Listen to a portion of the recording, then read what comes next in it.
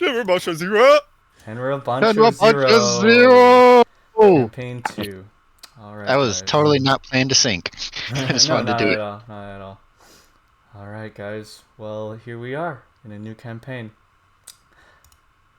In our first campaign, we followed a team of 5. A nameless team, one that never could really decide on a name for themselves.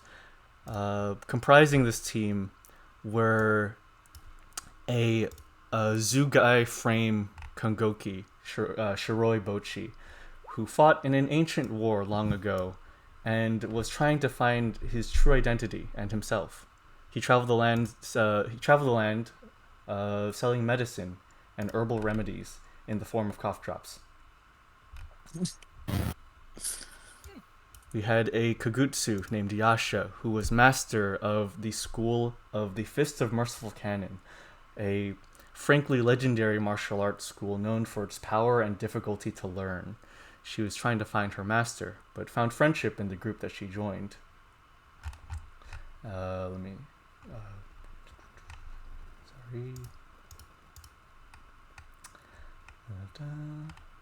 Sorry, I'm a little everywhere right now. We had Yoshida, a tyrannical ruler who, kicked out of her own city, attempted to find and build an empire of other cities, bringing them into the war mindset to cultivate a sort of army for herself, a military force that would fight for her truly. We had Taguya Quasimodo, a blind shinobi who ventured the land in search for money and wealth, using soul gem arrows built from stolen soul gems to see, so that he would be able to function regularly. These made him quite powerful. And finally, accompanying him was Hisoka, a silent, almost mute ninja. In a second. A mute ninja who accompanied him, almost like his dear partner, that would help in his search of riches and greatness. But this story is not what we are focusing on. This time, this place, this is not why we are here.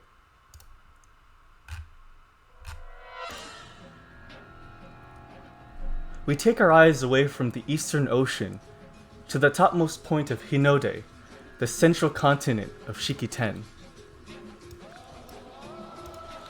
800 years prior, 2 armies gather in a final attempt to make peace, each lined with thousands of mechanized Kongoki soldiers, towering Yoroi armors, petite and nimble Kagutsu assassins, and foot soldiers whom are aware today will be the last they breathe.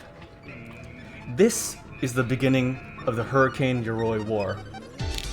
And this is the beginning of Campaign 3, Tenra Bansho Zero, Hurricane.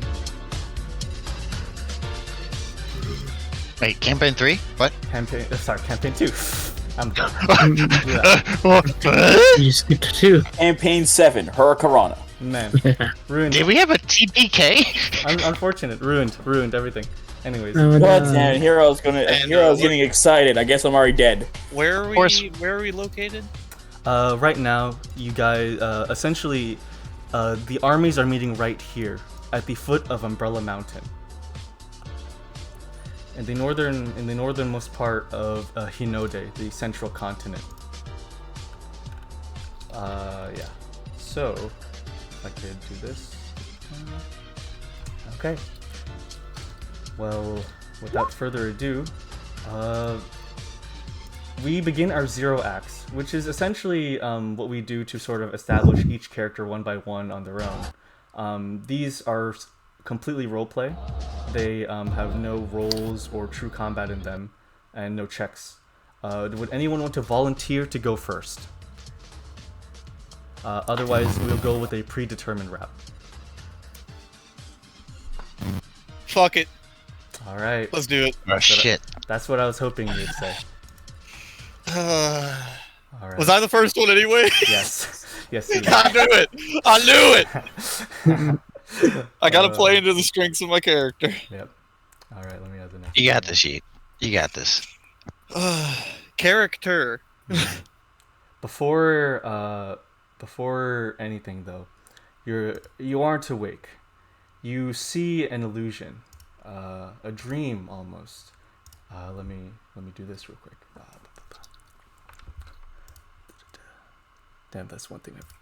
Give me just a sec.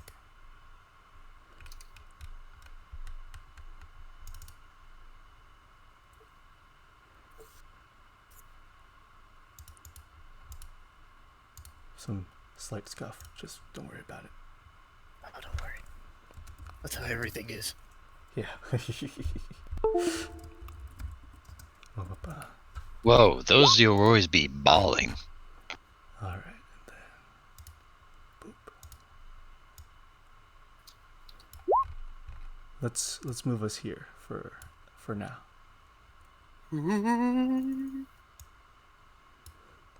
Okay.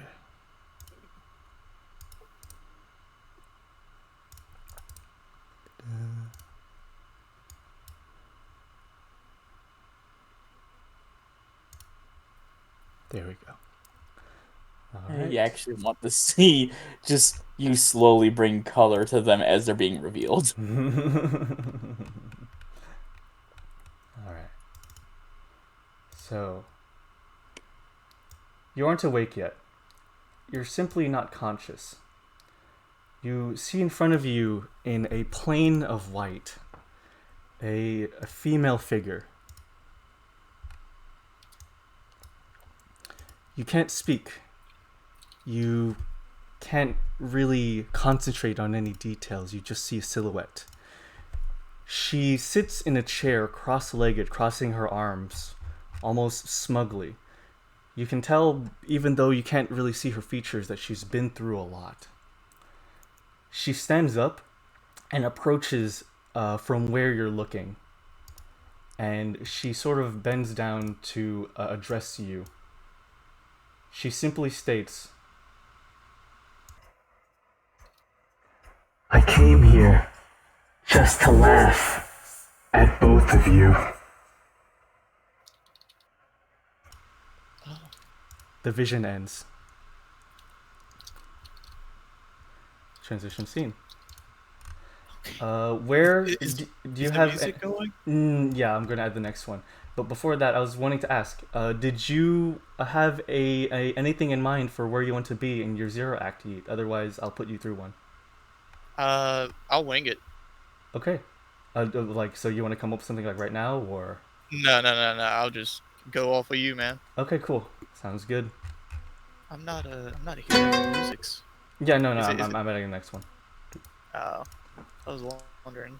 Yeah. I didn't know if it was paused or Yeah, no, I'm not too familiar with how the activities work. that's fair.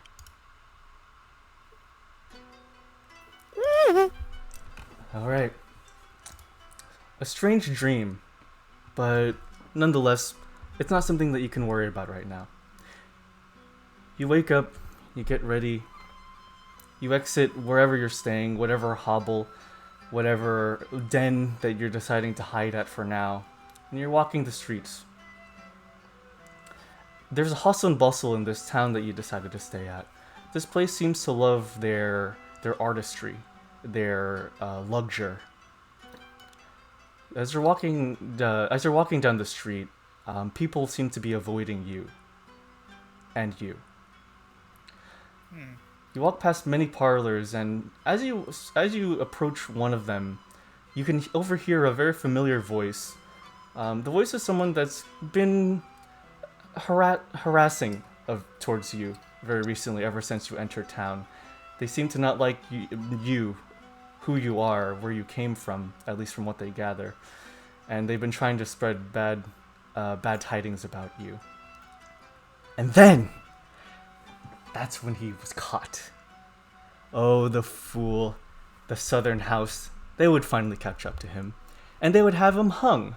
The man says on the stage inside the parlor. He's kneeling on a pillow, telling a sort of stage play with only a fan and a towel. a classic form of art. He'll never escape their gaze, and he'll never escape justice, because all of the people who do what he has done, they never get away. That's how justice works. And the judges always keep a keen eye on justice. Would you like to do anything about the slander being spoken about you? Yeah, I'd just gonna pat old girl. Hey, don't worry, I got this. I'll call you if I need you. And I'm just gonna start sauntering up. She looks at you and nods. You enter the dimly lit building, only being lit by the vague lantern light of the inside. The people don't notice you at first, but the man on the stage stops. He sort of begins trailing off as he sees your face. What's up, shitter? Hey, listen here. This is my stage. I belong here right now. You That's have no crazy. place here. That's crazy, but look around. Notice how the moment I walked in, all the eyes went from you, my friend, to me. You do Maybe notice. I'm distract. That guy has a fluffy back. You do notice a lot of the women are, having seen you for the first time, are quite taken aback, in quite a good way, if you know my meaning. Oh yeah. They many people are sort of amazed at your appearance. People are used to seeing kagutsu that are either entirely wooden or entirely skin. They're not used to the strange, almost doll-like appearance of a male kagutsu with a human face and exposed joints. You're almost like a piece of art, more so than even the normal kagutsu.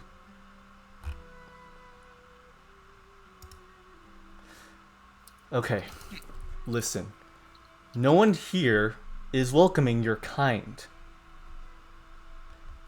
You might be pretty, you might look pleasant, but what your people have done to the people of Hinode, no one will forgive you.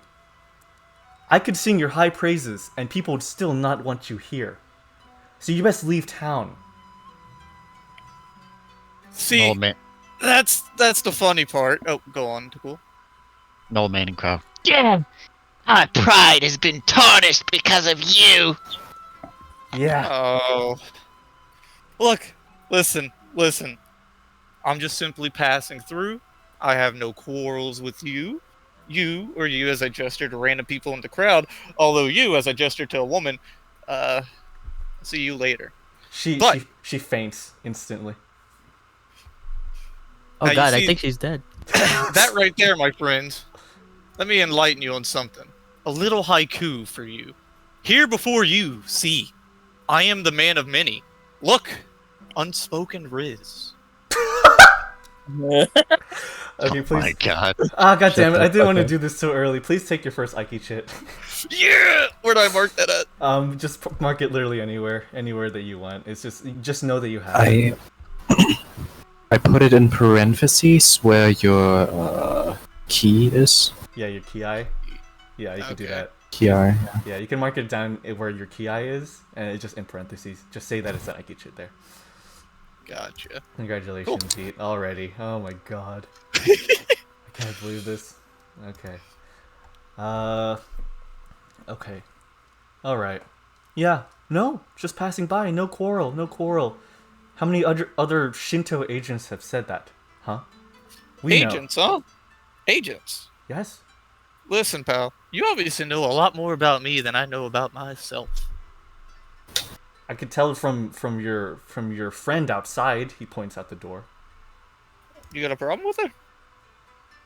I She can come in. do. Yeah, go ahead, send her in. Kill me right here on stage. No. You see, as I just draw my gun and put it to his head, I don't need her to kill you. You see a bead of sweat trickle down his head. Pull the trigger right now, in front of everyone. I want to do shenanigans. Okay, go for it. Does he have a belt? Yes, he does. He has a belt around his yukata that's securing it. Okay. I want to just swirl my gun, shoot the belt, making his pants fall. With a everyone in the crowd sort of jumps as a bang rings out in the building. The belt of his yukata opens and unfurls, and leaving his yukata open and his pants on the ground next to his feet. He closes his eyes and inhales like. You hear someone in the background go, "Am I witnessing a murder or a striptease?"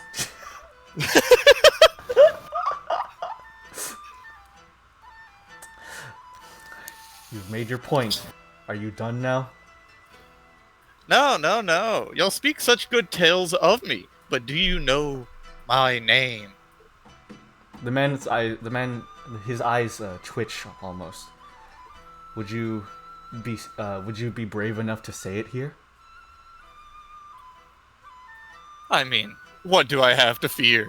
Currently, most people like to call me by how I act and my personality, so I usually go by Onii.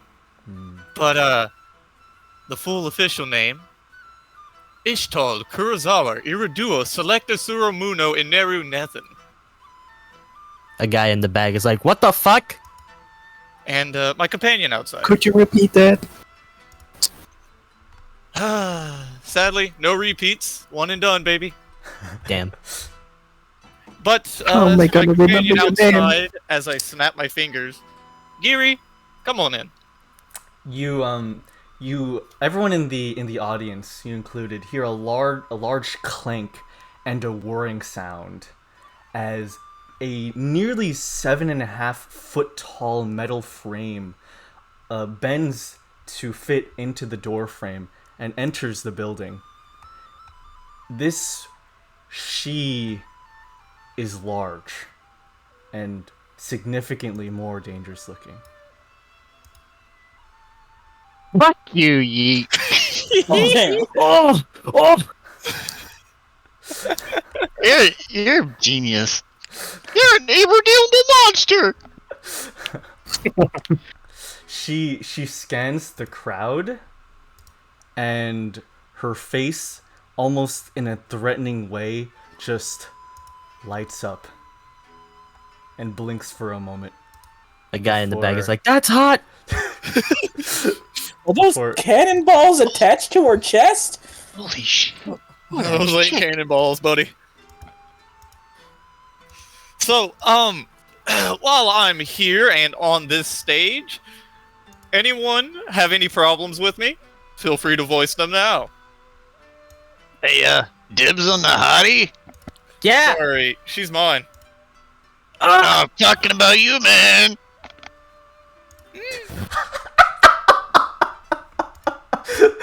I get shit to go. Wait, you can't just get... No, you can. No. You can. Yeah, no, Aki chits are for Okay, the right. player. Aki chits are for the player. They're for the player. This is bad. Just gonna look at that guy. You know, maybe. I could probably figure something. This is out. a declaration, man. Don't refuse a proposal. The man that you have oh hey Caroline. Hey Caroline. The man that you have depantsed is kind of on the ground in a sort of frozen fear. He claimed a high word whenever he spoke against your Kongoki friend, but seeing her in full is incredibly intimidating. Yeah, I'm just gonna lean down over him, like my head just lingering above his. You're really quiet now. Speak up. That's cheap. You- That's cheap. You know what those things can do. I know damn well what they can do, but I know damn well what you could do, and I drop my gun in front of him. Go ahead. Pick it up. His jaw is agape. His jaw is agape. Even though, actually no, he he kind of like puts his like he goes into a sort of crawling stance, like with his face like staring at the gun, and looks back up at you, between you and Giri. She blank-facedly, well, she doesn't have a face, but she blank-facedly just stares back at him, and he shudders almost. He stands up. He hurriedly pulls his pants up and belts his buckle again. Buckles his belt. Belts his buckle. You've made your point. You've made your point. Just leave my parlor. It's my hour. I need money, okay? I can understand the hustle. Pick my gun up for me. I'm not picking up your gun for you. Giri doesn't like when I'm disrespected, you know. As soon as you mention Giri's name, she sort of stares at him, and her eyes light up again, and she begins making sounds sort of like.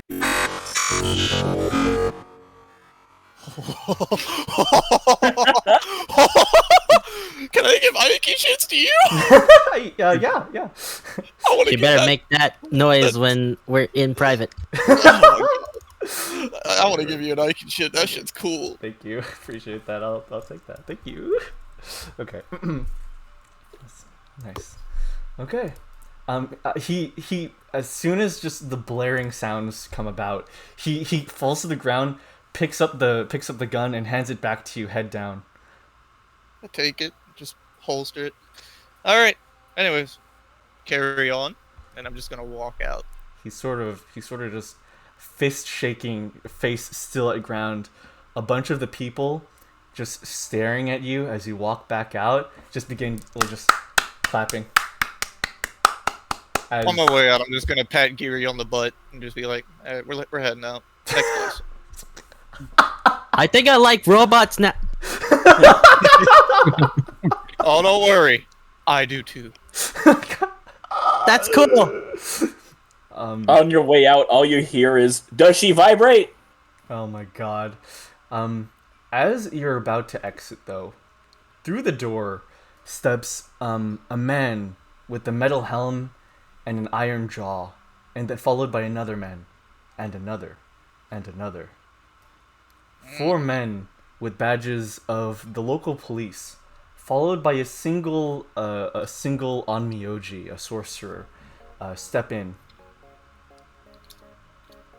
Oh man. They stand in front of the door, blocking your exit. Pardon me, gents. What's happening here? We got tipped off that someone of interest is here, causing a ruckus. I mean, I think I'm pretty interesting, yeah. We also heard a gunshot. No one's hurt. Physically. The men look around. They just sort of scan the room. And they look at Giri. And they point at the marking on her arm. What is that? Hey, you don't have to worry about that. That's the You're mark of asking the. a lot of questions. That's the mark of the Southern Shinto temple. Shintoists aren't welcome here. I've gathered that. Now, if you'd kindly be so kind as to move aside, I'll. The man steps forward once again. The Onmyoji steps out from between them with his sort of fingers touching. Listen. If you just turn yourself in and give us some information, there has to be no fighting. It'll be all right. Just come with us. Listen. You think I have information, but I have a lot less. You obviously all know so much more than I. So actually, I'd like to question you all. The men all like begins. They squint at you, almost like you've gathered something. The Onmyoji looks left and right. He takes his fingers apart from one another, and he steps behind them. kill him. Leave no evidence, and walks out the building. The men all take out batons and are prepared to assail you to the end. Just gonna turn back, look at Giri. Swing.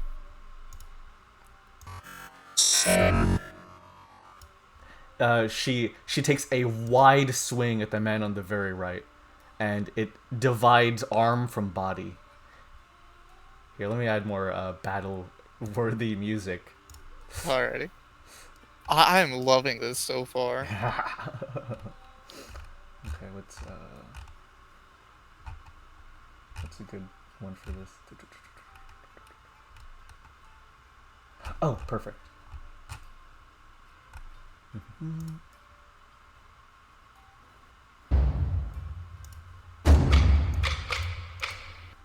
Oh yeah. Okay. Oop.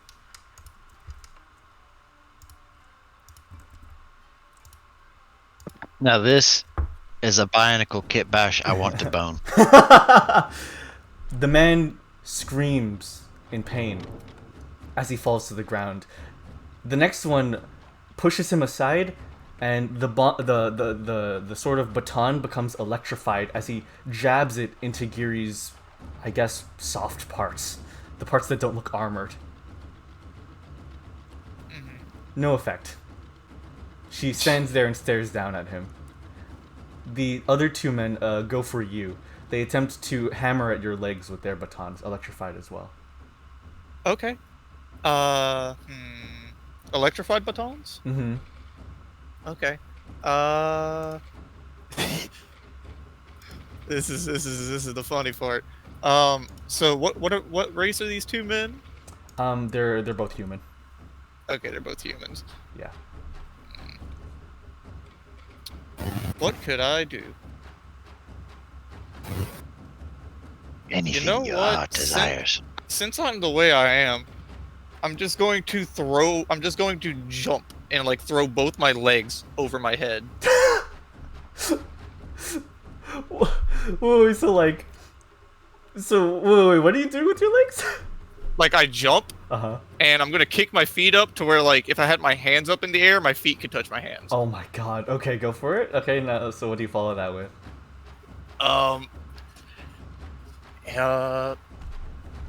Just gonna spike kick both of them. Oh, Jesus Christ. They both swing low and pay for it. You jump into the air, raise your legs up high, and just hammer down your heels into both the backs of their heads. It doesn't really terribly hurt them as they're wearing metal helmets, but they're rattled. They stumble into the crowd a little bit as people begin parting like water.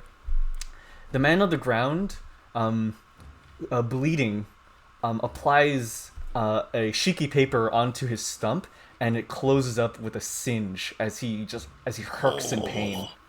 The shiki paper is dissipated, but his arm is no longer bleeding. He stands up and takes out a tanto, a short blade, out of his back holster, and attempts to slice directly at Giri's throat. Can't have that. Can't have that. Would I be able to would No, you Onii control. be able to react? You control Giri completely. Okay, I control Giri completely. Mm-hmm. She's just gonna take it.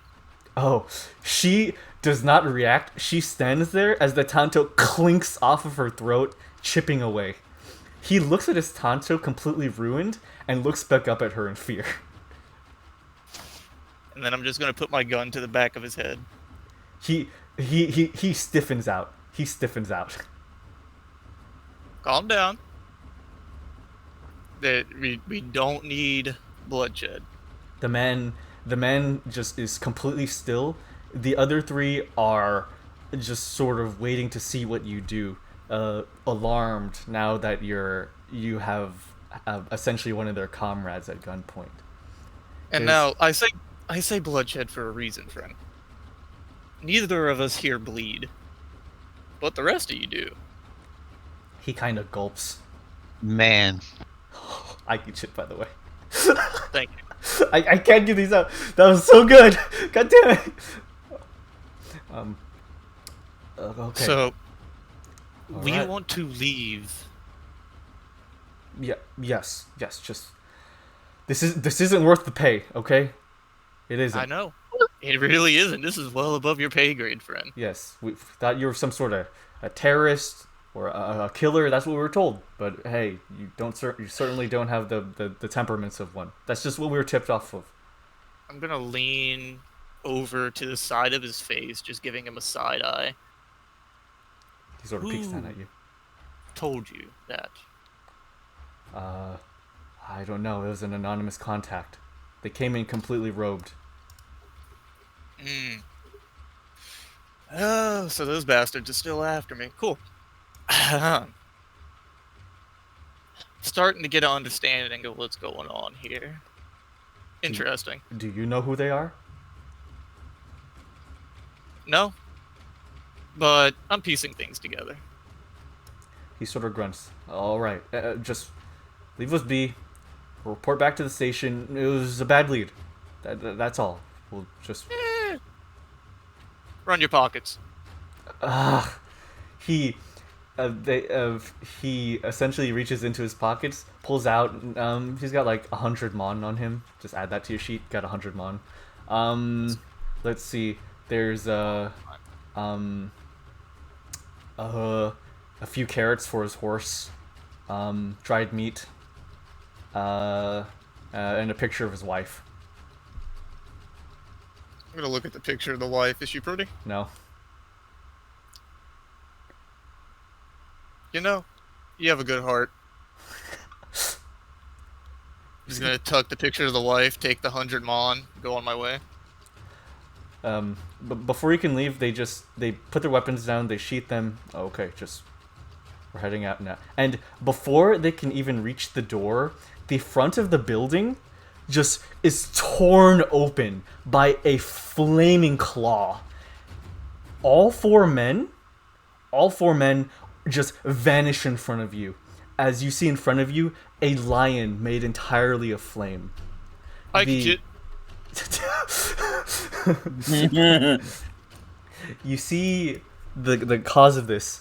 Standing behind the lion is the Onmyoji that left earlier, with a shiki paper on the floor, praying and making constant hand signs. He opens his eyes from his prayer and looks at you with a sneed, sharp look. Do you really want to die? He makes Because that's how you really die. He makes no response. The lion raises its arm, and as it raises its arm, it singes through the roof. And after a pause, it lowers its claws back down, singeing a different part of the roof to make room for its arm as it falls down upon you. Oh shit, maybe I'm gonna die. Giri, do the thing. Giri, just gonna be charging at it. yeah, Giri. Oh, so you want Giri to just run straight for it? Yeah, run straight at it. Okay. And I'm gonna flank around her. As the claw begins falling upon you, Giri puts her arms up in sort of an X position to catch it. And it is caught between both of her forearms as she continues running towards it. Sort of sparks, with a high-pitched sound, gleaming off of her as she runs straight for the body of the lion. She puts her hand into a straight motion and sort of just dives the ends of her fingers into the chest of the lion. The Onmyoji is left open. Yep, and I'm just gonna skirt to her right side, dash over, and I'm just going to full front kick, just kick him in the head. The Onmyoji sees you and almost for a moment stops chanting, and you kick him in the head and he falls to the ground, but almost immediately he pulls a prepared shiki paper out of his back pocket and sends essentially just a loud blare at you from the paper as you're pushed back. Hey! You essentially are just you're prone just as he is, sort of dazed by the music. I'm not by the shrieking shrill tone. As you're still sort of in shock, shell shock from the sound, the Onmyoji quickly gets up and prepares another grabs another shiki paper from now his left side and points it at you. Before anything can happen, the slanderous man, the artist that was speaking bad of you earlier, runs past you and kicks the Onmyoji in the stomach, and helps you to your feet. You know, you're not a bad guy. Watch this. And, I'm going to mag dump the shit out of him. Not the guy that helped me, the Onmyoji. Yeah, of course. The Onmyoji just raises the paper, and as the paper reaches its face, there's a hole in it now. And then another hole, and another, and many holes, as you riddle him with bullets. He stands there completely straight, paper between fingers for just a moment, until a pool of red begins forming around him, and he collapses. The lion vanishes, no longer being concentrated on. The man that helped you and slandered you is panting. Listen here, that wasn't out of respect. That was out of disrespect for his kind. He points at the Onmyoji. Yeah. You know, I enjoyed your show. I'm gonna hand him the 100 mon I got from the other guy. I don't want your donations. Just leave town. Not out of disrespect, but for your own safety. This place has been riddled with all sorts of corruption from every single side of the battle.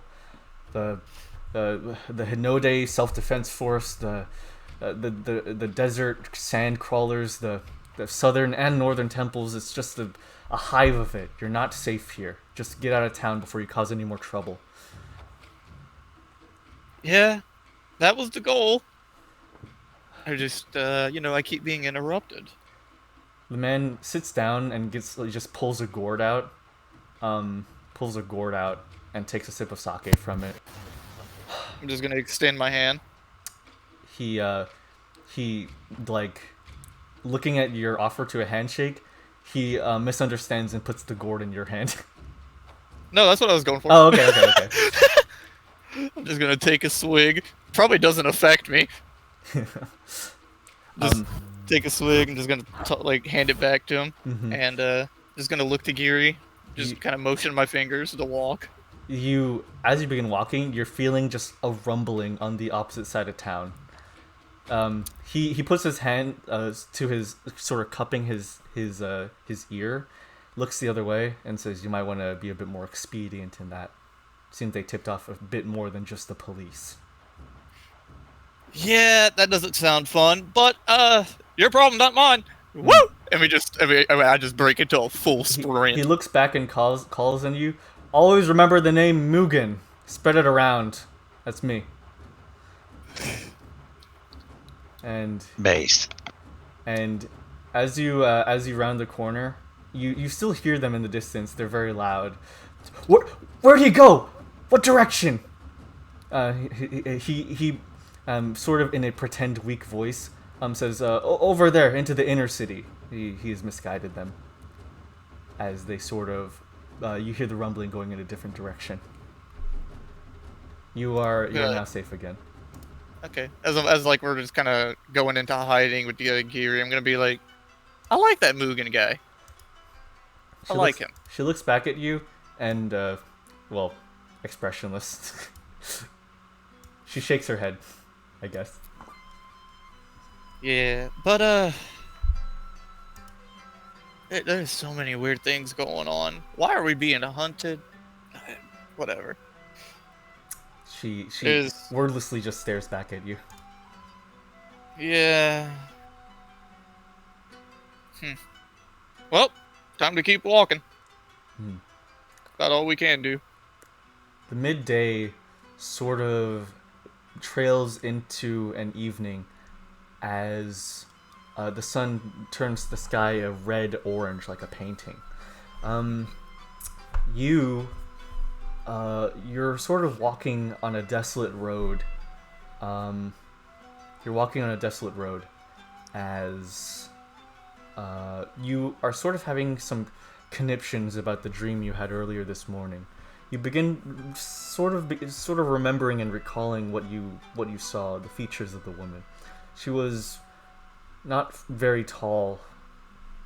Two twin tails, an eye patch, draped in a military uniform, but not truly wearing it, and almost a dastardly smile on her. Really need to figure out who she is, and really need to see if I can get in her pants. Behind you, from the direction of the village, you hear a very slow and unrhythmic, like, clashing of the sort of pebble and dirt, as if something is like catching up to you. I'm gonna try to just bolt off to like the side of the trail and hide, and I'm gonna have Giri just like sink further into like, is it like wooded or? It's like there's like, yeah, it's a bunch of like bamboo woods. Yeah, I'm just gonna have Giri kind of sink in a bit further, which probably makes a very obvious trail. Yeah. She goes deeper into the woods, and you can hear her just preparing her like finger weapons.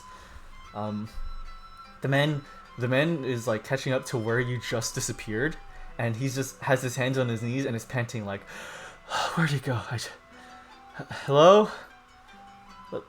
Listen, if you're on the run, I have a job for you." Oh Without being seen, I'm just gonna go, how much? Oh shit! Oh god. Sorry. Oh, please don't sneak up on me like that. Oh god. Oh, okay. I still haven't like revealed where I am. I'm just okay. like, you can only go off the voice. Yeah. Oh, okay. How much you want? We can pay you in money. Alternatively, we can help you with the fate. You're looking to accomplish something? Step out. Oh, A fate. yeah. Yeah, a fate. Oh, wow, you really are the looker. Anyways, you look this man sort of up and down. He is sort of dressed. He's dressed in a military uniform, a bit raggedy, as though he's off duty. He wears a thin oval glasses. Has the hair on his like his bangs tied back, and he's very elegant. He's a very elegant looking guy, but with a bit of a scruffy aftertone. Some 5 o'clock shave going on too. Okay. The Hinode peacekeeping force is building up a group of mercenaries. We need a bunch of help from a bunch of different people of any diverse background that we can. Rumor has it we're going to be going to war with the Nishibotsu companies, as well as the Desert Army, and we just need some help breaking through some of the more strange and difficult areas. We're willing to pay a lot of money, even help you with some fates. Yeah, tell me, how much do you know about the Northern Shinto Brotherhood? The Northern Shinto Brotherhood. Well, they're pretty public, unlike the Southern one. The Northern Shinto Brotherhood is pretty open. They're a cultivation agency. They usually attempt to help communities. They donate things usually. Were responsible for some scientific advancements. They're not like the Southern ones that were outed for assassination and high-level government corruption. Interesting. You think you'd be able to help me figure out who killed me? What do you mean, who killed you? You're right here. Well, half of me. The man furrows his brow and his head tilts. You know what? Sure. Yeah, I'm sure we can. Okay, cool. Giri, come. She's like walking out of the bamboo woods and without she has no tact, and so as she walks, just a bunch of the bamboo is just like falling over, just being sliced by her sway. Take it easy first. Oh.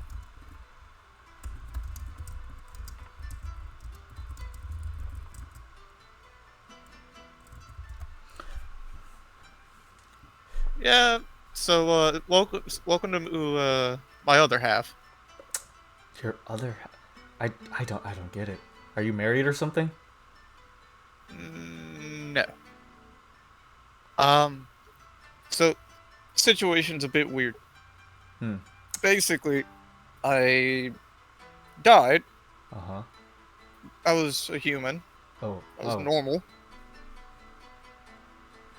And as far as I'm aware, I circumvented death by jutting my soul between this and her. That's strange. Normal people Yeah. can't just insert themselves into a kugutsu. Kugutsu are built hand from the ground up. Their souls are cultivated within their creation. You can't just put yourself in one. That's what I don't understand. Does that mean someone made me like this? Alright, that's strange. Yeah, I'm sure the peacekeeping force could definitely help you with that. If you help us first. Good. And money's involved? Lemon? Yes, money, women, maybe not. We're a military, not a brothel.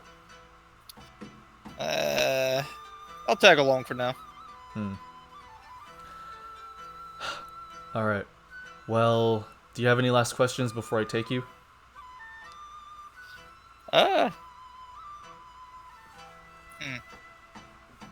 No, not really. Alright. Well, Giri is sort of looking between you and him. The spikes on her ears are sort of pointed upwards right now, which is like just a sign of just her generally not trusting the person, but she's like this for everyone. Don't worry, Giri. As always, if we get in a situation, I either talk our way out or you fight our way out. Nothing new. The spikes ease. Alright. Well, first things first. We can't really tell you where the takeoff point for the base is. So you're gonna have to touch this, and we'll transport you there. He pulls out a shiki paper. Oh, you motherfuckers and your magic, dude. I really don't get it. But, you know, It's fuck helpful in this day and age. I grab Giri's hand, interlock our fingers, and just touch the paper. She, as you touch her hand, she very alarmedly,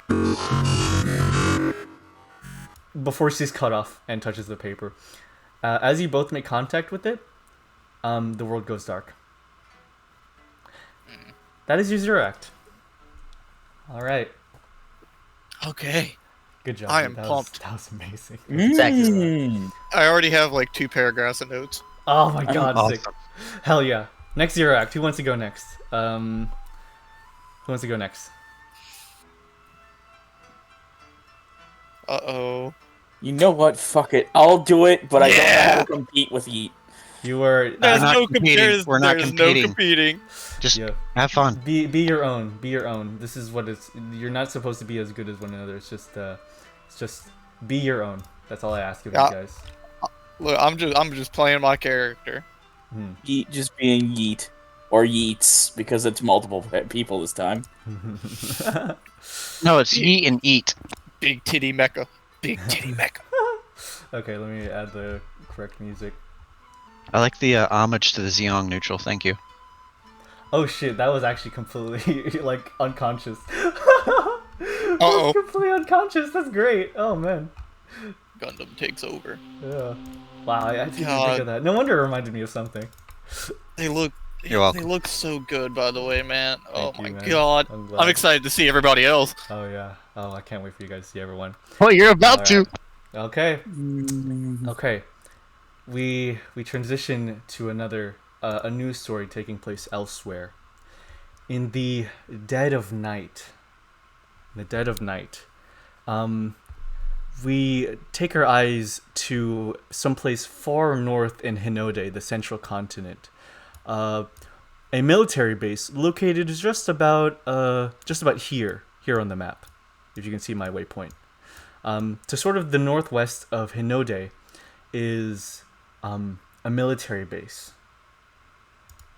There's a loud bustle, a loud hustle as many soldiers, Kongoki, battle Kagutsu, are running around preparing for an oncoming conflict that they've been hearing about.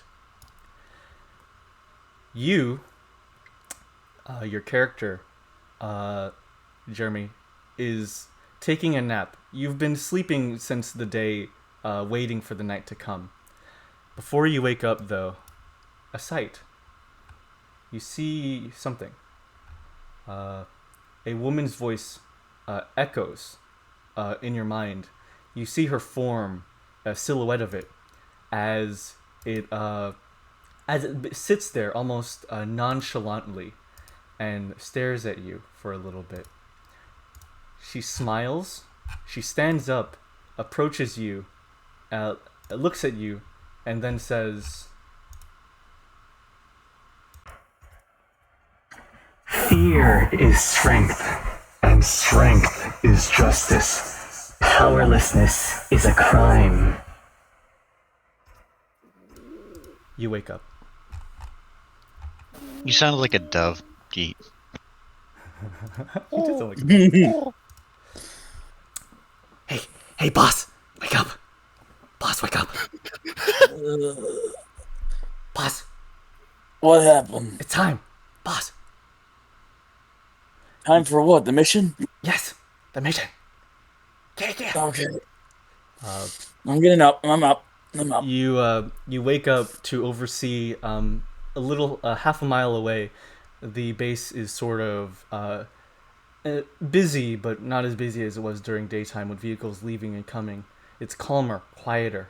Your mission, as you heard from the anonymous dossier, was to sneak in, steal a document, and leave without being noticed. You step out from the underbrush. He's cooking! It's so cool. Look at the weapon! Boss! Hey, boss! I think we can do this, right? We've been on a lot of missions. Yeah, boss, yeah! Your other shuriken speaks from inside your bag. Oh, it's the shurikens talking! Yeah, definitely we can do this. But remember, no targets, no killing. Well, I mean, we can make an exception, right? Yeah, boss! I'm sure it'll be fine. It's my one rule. No killing except for what I need. That's lame, boss. You're lame! Don't worry. You'll taste blood soon. I said we wouldn't kill them. I didn't say we wouldn't harm them. Yeah! Yeah! That's pretty cool. I keep shit the neutrals. By the way, Jeremy, please take an Ike chit for just playing along so well with these guys right off the Yes. bat. I appreciate that. Yeah, so like much. your shuriken gets a Kaiki shit, It's Jeremy. improv. I don't mind it. This is, oh my god. You take a hidden path through the night, bush to bush, tree to tree, branch to branch, as you inch closer and closer to the military base. Spotlights are going off just for general security. May I do a Where are character the thing? spotlights aiming? Are they aiming towards the ground? No, yeah, sort of towards the ground, but you're in sort of a blind spot path. They're mainly checking the roads. But as Okay. you're sneaking around, you hear a rustle of a bush, and you look over. There's just a man peeing in a bush. Boss. Hey, boss. Boss, stick your fingers up his ass. Kill him. Do it. Oh my god. You want me to stick one of you up his ass? I rescind my comment. Okay. Cause I ain't placing my fingers up there. He zips up. He like pulls up his pants and just begins to walking off. The path is clear now. Alright. So, how are we getting in this time? You finally inch close enough to the base after about 40 minutes of sneaking closer to it. There is a high wooden wall with sharp stumps on top. Some of the buildings, though, are higher than the building. How high is the wall? The wall is about let's see, it's about 3 meter. No, not 3 meters. Like 5, 6 meters tall. It's like 4 U's. For Five, me. like 5 U's. Yeah, 5 U's Alright. tall. I've done worse. As I'm going to use, I guess, the first ninjutsu, Shadow Flight. Ooh. That lets me basically jump to a successful series of jumps up to 84 kilometers an hour. With the zoop. I can also glide, fly, or make the successful series of jumps to that speed. Oh man. And the best of all, since the dark art ability is up to 4, it means I reduce all soul consumed by 4, meaning it only costs me 1 soul. That's sick. You jump high into the air. You essentially clear the the fence easily. Where you gonna land, or are you gonna latch onto a building, or what have you? You did say there was wooden posts up there, right? And no, there's like wooden spikes at the top of the fence, essentially. I guess I'll land on the other side of the wall, or at least latching onto the wall. Okay. As you jump over the wall, you see that the landing position, at the landing position, there's a few human soldiers like looking at each other and talking in sort of a circle, exactly where you would be landing. I am going to use Shadow Replication, and immediately have my Shadow Replication throw me and then disappear. Like, I'll kick off the Shadow Replication, and then have it disappear. He said the line. He said the line. He said the line. He said kick off. Yes. You spawn. It's just like Yasha. Another one of you shows up. You kick off of it, and you propel yourself deeper into the base towards one of the buildings. Towards one of the tall buildings. You could either latch onto the side, grab a window, or what do you want? You know what? I'll latch onto the side and then look into the window to see if there's anyone on the other side. Gotcha.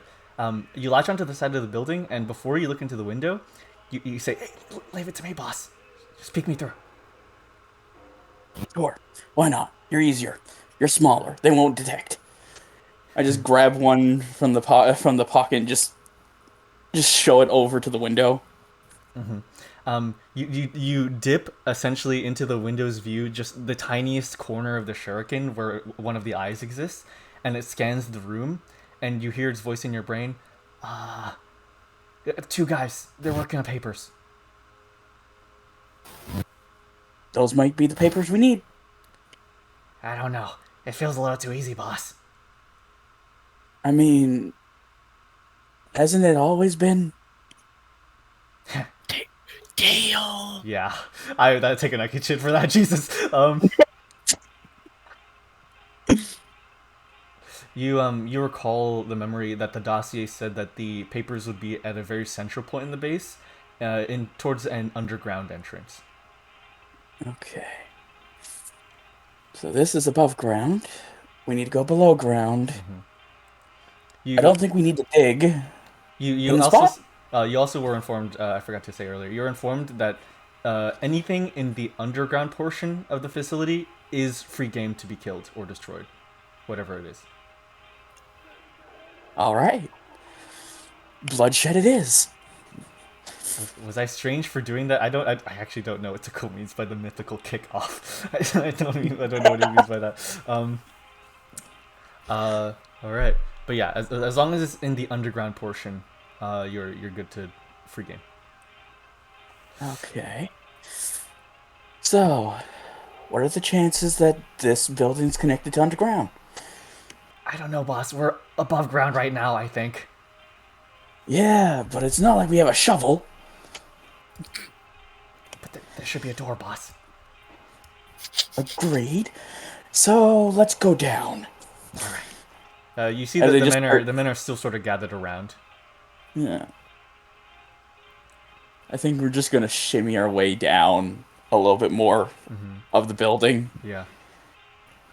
Gotcha. try to check any windows just in case there's no one inside. Mm-hmm. You make sure to check, and your shurikens make sure to tell you, yeah, no, clear. Okay. We going in. You decide First to go. off, can we even open the window? I don't have hands. Oh my I'm the god. one Agreed. Is there any latches or anything that they have it on? The shuriken looks for a moment. It's a window. Fair enough. Let me Oh, try. Lord. I'm just gonna place my fingers and just start trying to lift it open. All right. Looks like this one's locked. You'll have to lockpick it. All right, lockpicking it is. You make sure no one's coming from behind. All right. I assume you do something like stab the shuriken into the wall or something, or something like that. Just so it could. Kinda, yeah. Why not? Just Okay. You stab like the shuriken you just spoke to into the wall, and you see its eyes just scanning around everywhere at once. And you also see its teeth like going like. Is that why you were doing that fucking sound before the session? No, I actually don't. I was actually just stretching.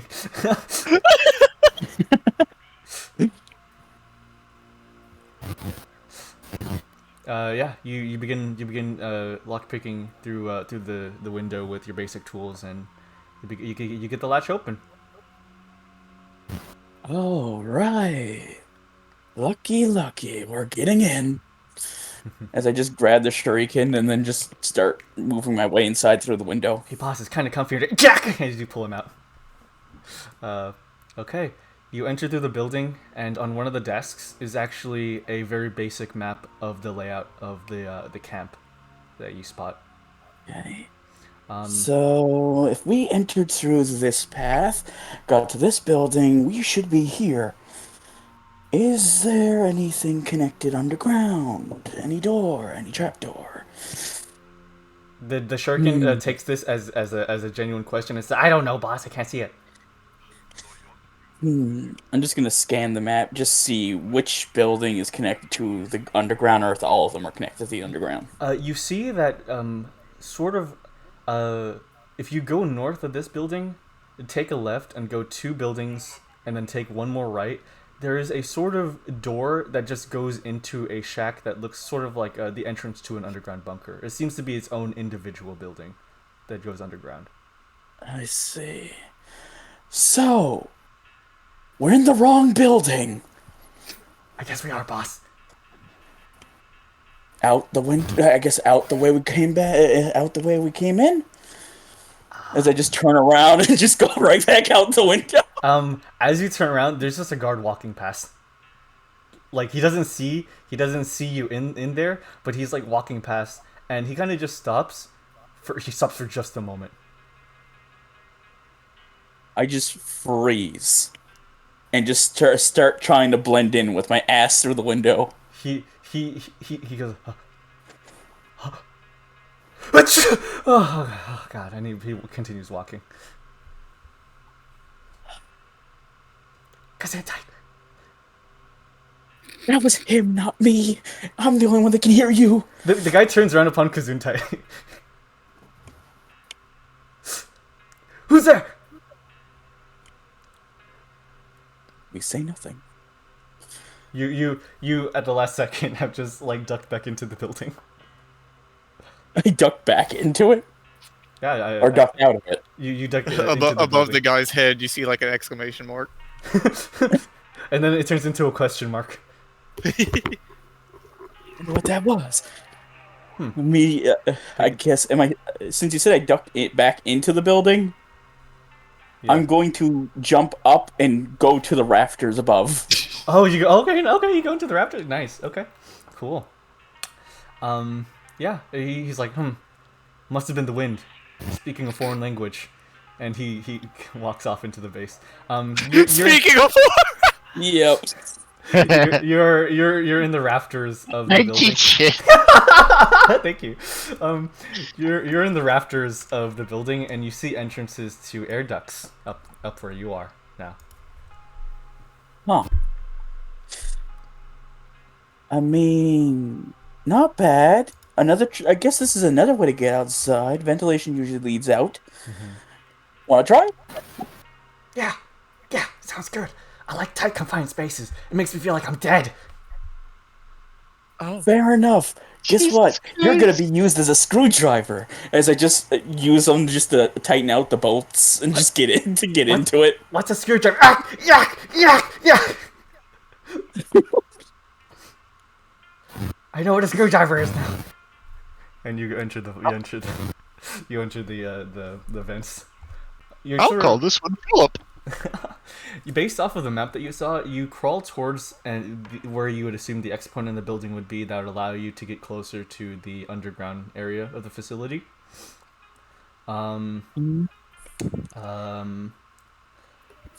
You pass through multiple rooms.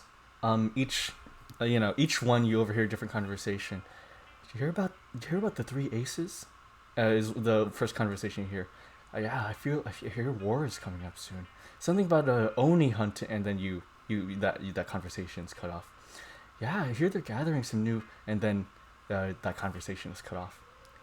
By the end of the vent, you see essentially the outside. This end of the vent, it just goes straight outside. The area right now is clear. Perfect. Perfect. All right. Now for my multi-purpose killing tool. All right. Want to be a screwdriver again? I prefer nuts. Yak, yak, yak. The grate is open now. All right. Just gonna pop it out. Just gonna pop it out, but hold on to it because I know it's gonna fall and make a noise if it does. Yeah, you quietly push it off and then bend it and then put it into the vent where you are. Yeah. Your shuriken chimes up. Boss, after having felt what it's like to be dead, I don't think I want to be dead ever again. Don't worry. Once we get underground, you'll be alive again. You'll have blood. It'll be fine. That sounds quite pleasant. Yeah, I know. Maybe I can use you as a screwdriver in someone's torso. Let's continue before we get back on this topic. Another one chimes up. Yeah, fair enough. Fair enough. I assume you sort of ease I down. spy with my little eye a shack over there. There's essentially turn. from where you are in the building, you see there's a very small shack past like two buildings between you guys.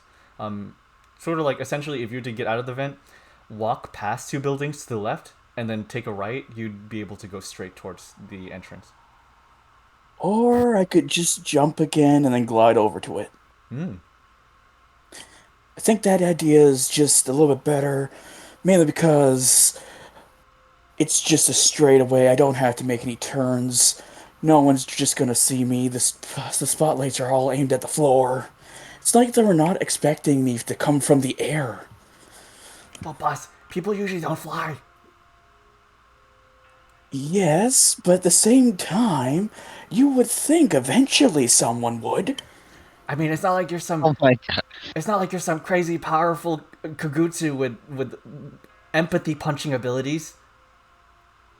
Oh my god. True. It's like all I am is a master ninjutsu, and I have a hive mind of shurikens with me. Yeah. Anyways, But let's you fly. are a beautiful tool. Thank you. I think you're beautiful too, boss. Thank you. All right. So I'm just going to use the shadow flight again and just glide my way over to the shack. Yeah, you sort of yeah, okay. So you just glide straight to the shack. Yes, because it's probably the straight away. Yeah. There's no spotlights aimed Good. towards the sky. Perfect. You sort of glide. It's slower. It's slower than if you just directly jumped. So you have an uncomfortable period in the air where you're slowly but surely falling towards the destination. You look down below as you see, soldiers with lanterns directed. Essentially, they beam like flashlights, so like mirrored lanterns that go in a specific direction. They sort of just walk with soul gem rifles slung over their shoulders. As you go deeper and deeper into the base, you see the human soldiers begin being replaced in presence with Kongoki soldiers with skeleton faces. You glide over another building that seems to be sort of diagonal to a sparring range, where you see just a lot of humans and Kongokis just sparring with each other with wooden swords and wooden staves. And on the ground, you see a single like Kongoki sitting on a bench, just sort of alone, until it's approached by another Kongoki, upon which the other Kongoki says,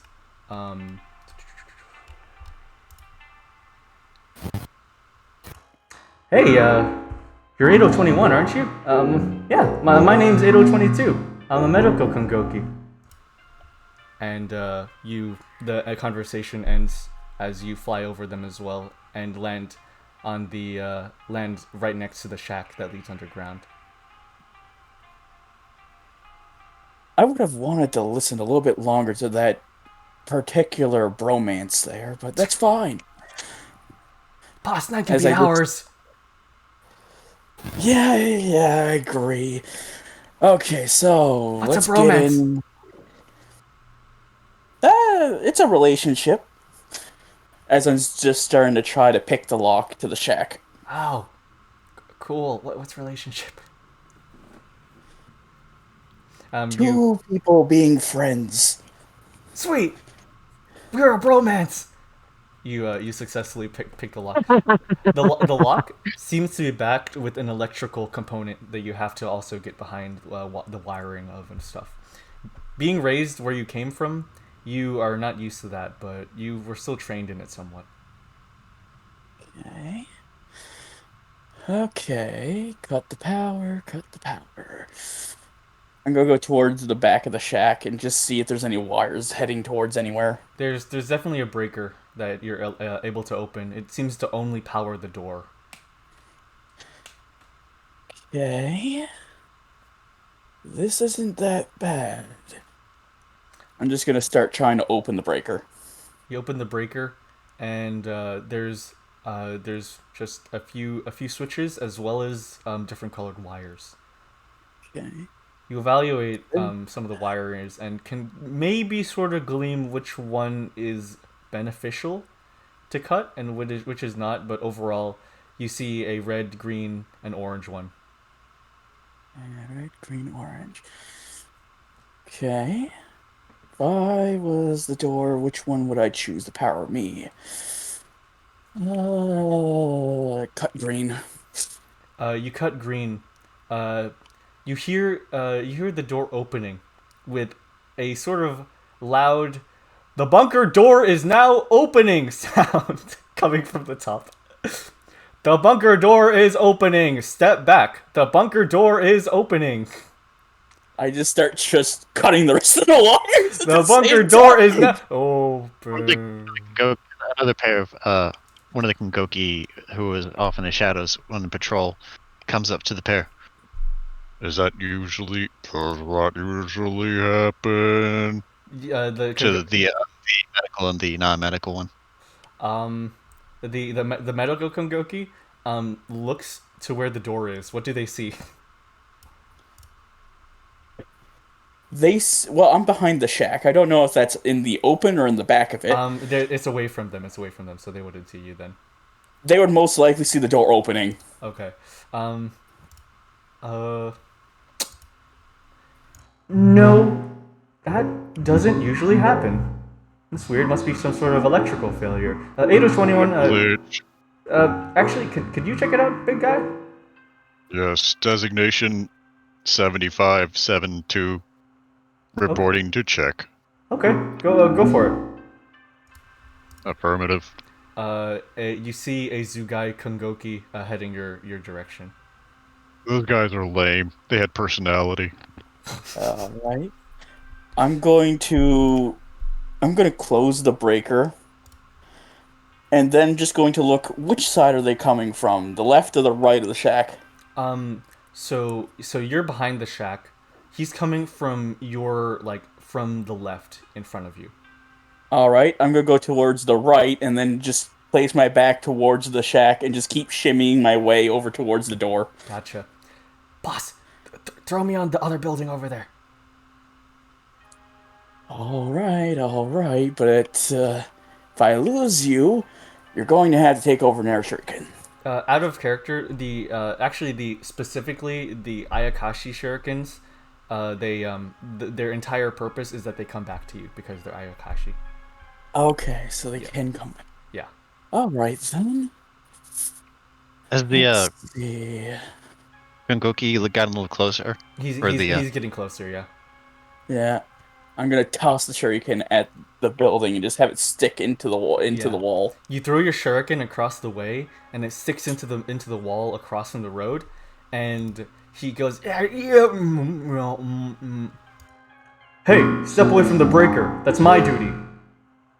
And the Kongoki who is approaching your location, like audible distraction. He double audible takes? Distraction. The moment I notice that it double takes, I immediately enter the door and then start closing it. Yeah. As soon as you enter, you hear the shuriken on the wall speak to you mentally. Are we clear, boss? Yep. Come back to me. He fizzles into your hand. Okay. Well, You are now underground.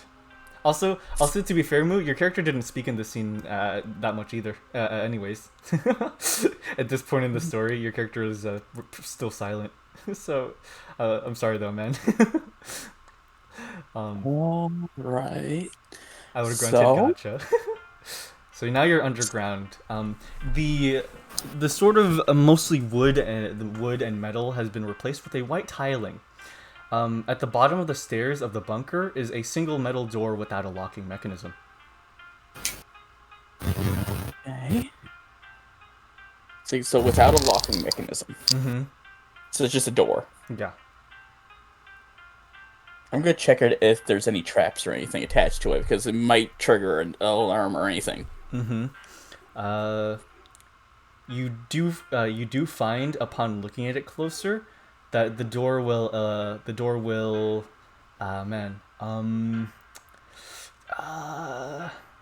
will it silent do? alarm? I don't know. Not a silent alarm. Well, actually, the door is hooked to send a communication somewhere when you open it. Communication, gotcha. I'm gonna check the walls for any panels. The wall to your top right has one. I'm going to open up the panel. You're electrified by it. Your shocks course through your body as you open up the panel. All it is a simple button to turn off the communications array, but you didn't check the door to the box, so you're electrified a bit. You take some damage. Yeah. Boss, are you okay? Yep. No more panels for me. Fair enough. Yeah, I'm gonna check the box after and then just find out that I could just turn it off. Yeah, you turn off the array. I just facepalm myself and it's just like... You facepalm yourself and the residual static just shocks your faces a bit more. You can open the door now. Yeah, I'm just gonna open the door. It's just like... what was that movie called back then? It's not Home Alone, but something with traps in the house.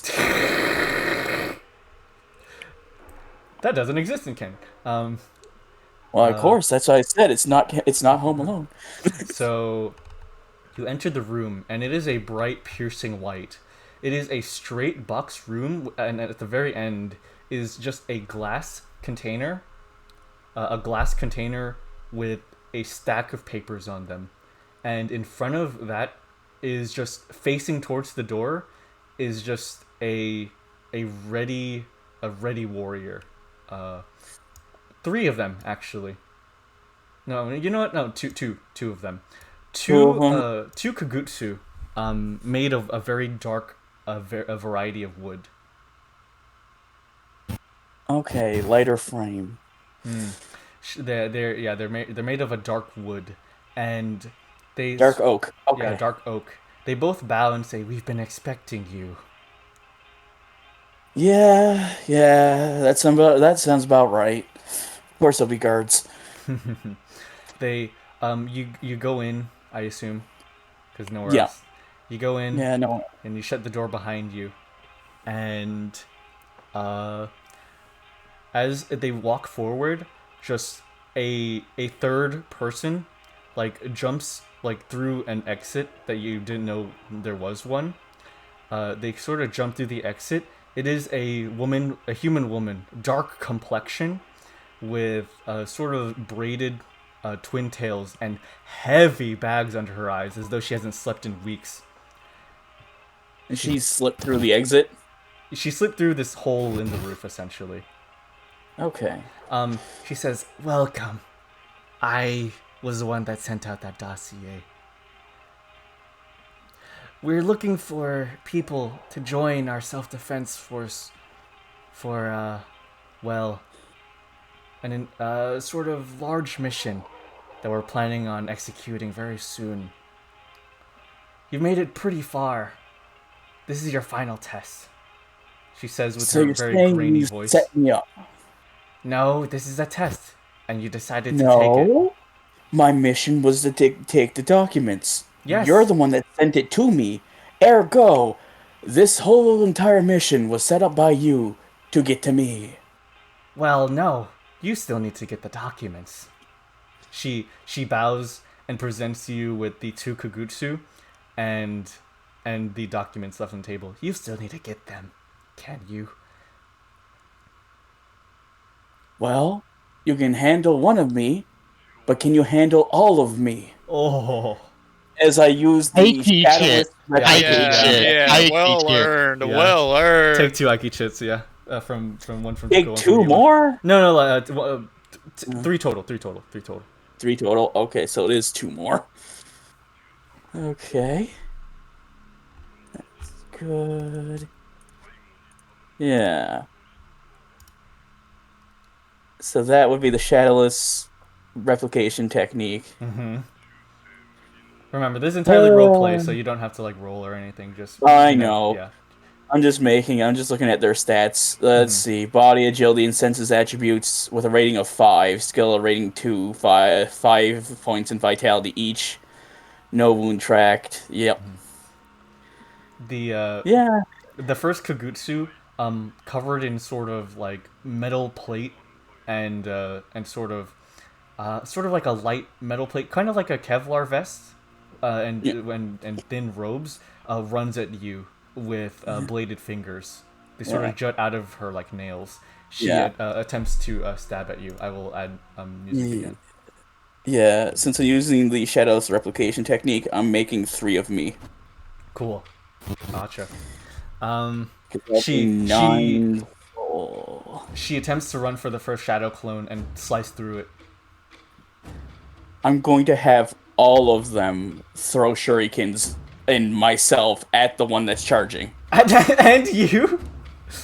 Yeah, all of me. All right. So a wall of All of them. Oh. So all of them would have, I believe, I'm gonna use my special shurikens because that's nice. But I think my clones don't actually use the Ayakashi ones. So rate of fire of 5. So they all fire 5, and I fire 5. Gotcha. So it's like what, 20? 20 shurikens? Yeah, 20. Okay. The kugutsu is puts her like forearms to protect her face and her upper chest as you are thrown behind this wall of shurikens at her. Yeah, I'm aiming, like, half of us are aiming for the top, other half are aiming for the legs. Got you. As you're launched, and as the one kagutsu is being riddled, the bottom kagutsu slides under you as you're, like, carrying through the air, and a sharp, flat blade is deployed from both of her wrists as she tries to just scissor through your shadow clones. Okay. She beheads one of them and it disappears into mist. You, on the other hand, I assume your momentum carries into the kugutsu that you're thrown at, and you kind of tackle her to the ground, I assume? Yeah. Okay. You tackle her to the ground, and your weight lands on her. She begins cracking. I'm not that heavy, motherfucker. As I take out the Tanto blade and then stab it into the neck. You stab the Kugutsu straight into the neck. Her face can't really emote as it's blank, but her head no longer moves, but her right arm juts up and attempts to stab you in the side. It sort of slashes away a chunk of you. Okay. I was going to say I'm going to do the splits and just lay flat and kiss them on the leg. Basically, at that point, it's basically like a hair length away from their face. Perfect. Yeah, no, you do that instead. So you just do the perfect split. Oh my god! You do the perfect splits and dodge the slice. Yep, and then it's just like I'm right in their face. Why, hello there. You're looking mighty fine. The Kagutsu, of course, cannot react as it is emotionless. It's like I'm talking to wood. As I just start pulling the Tanto knife towards the left and just start carving through the whole neck. You completely behead the Kagutsu. The damage is finally enough to disable it from functioning anymore. You stand up, and you see that the Kagutsu that you have not taken care of yet has grabbed your other shadow clone. It's grabbed both of its shoulders, and it stares the shadow clone into the eye as it makes a sort of special attack. Music emanates from its face for a little bit as the shadow clone just dissolves. All right. The Still have more. The Kagutsu looks between you and your final shadow clone. Yep. Throw more is all we can do. We're both throwing more shurikens at it. You throw 10 more shurikens at it. It tries to slice them out of the air as it runs towards you. Hey boss, throw me! Throw me! And as like your Ayakashi shuriken. Oh my god. Your shurikens are like, hey boss, throw me! And as they travel, they're slicing out like, oh wow, I'm okay, as they spawn back in your hand. I'm going to jump over it and then just basically place my hands. I'm actually going to place my hands over towards their head as I'm jumping over them. Oh, okay. You are essentially in mid-air for your body forming a straight line with the Kagutsu as you have both hands on its neck, completely vertical upright, your legs in the air. Yep. I'm going to then start spinning as I'm just trying to basically sweep their neck. Oh my god, I get shit. You spin, and the head makes tink, tink, tink, tink, tink, tink, tink noises, but it seems to not... It sort of damages it with minor effect, but it does not kill the Kagutsu. The Kagutsu raises both hands in the air, clenches its hands, and like the scissor blades on its wrist pull back. I'm going to push down as I just rocket myself a bit higher up so it doesn't hit me. Yeah, you push into the air, and right as you go into the air, the blades slice outwards in a scissoring motion that would have cut you in half if they made contact. Yeah. Since I pushed off, my feet would hit the top of the roof of the build. Of the underground. Yeah. I'm going to pull out my knife after, aim it straight down, and then push back. You push off the ceiling. Your knife carries into the bridge of the nose of the battle Kagutsu, and as you begin gaining momentum to the ground, it cuts through and slashes the Kagutsu right to the sternum. The inner wood is now visible, and it topples over as just an inanimate doll. All right. Who ordered kindling? As I'm just walking towards the documents at that point. I love Jeremy so much. Jeremy's character is amazing. Jesus fucking Christ. Oh my god. Take another Ike shit, Jesus. Yeah. You saunter towards the documents, and the glass case comes off without a hitch. Gonna pick them up. Gonna open it. It's about 50 pages of cartoonish faces making raspberries at you, like. Yeah. The dark complexioned woman offers her hand out and says, "All right, deliver them to the target." I just hand them right up towards her, just like, all right, mission complete. She takes them and smiles in her own way. When I say smile, she just looks tired at you. She takes them and says congratulations and hands you a bag of about 500 mon.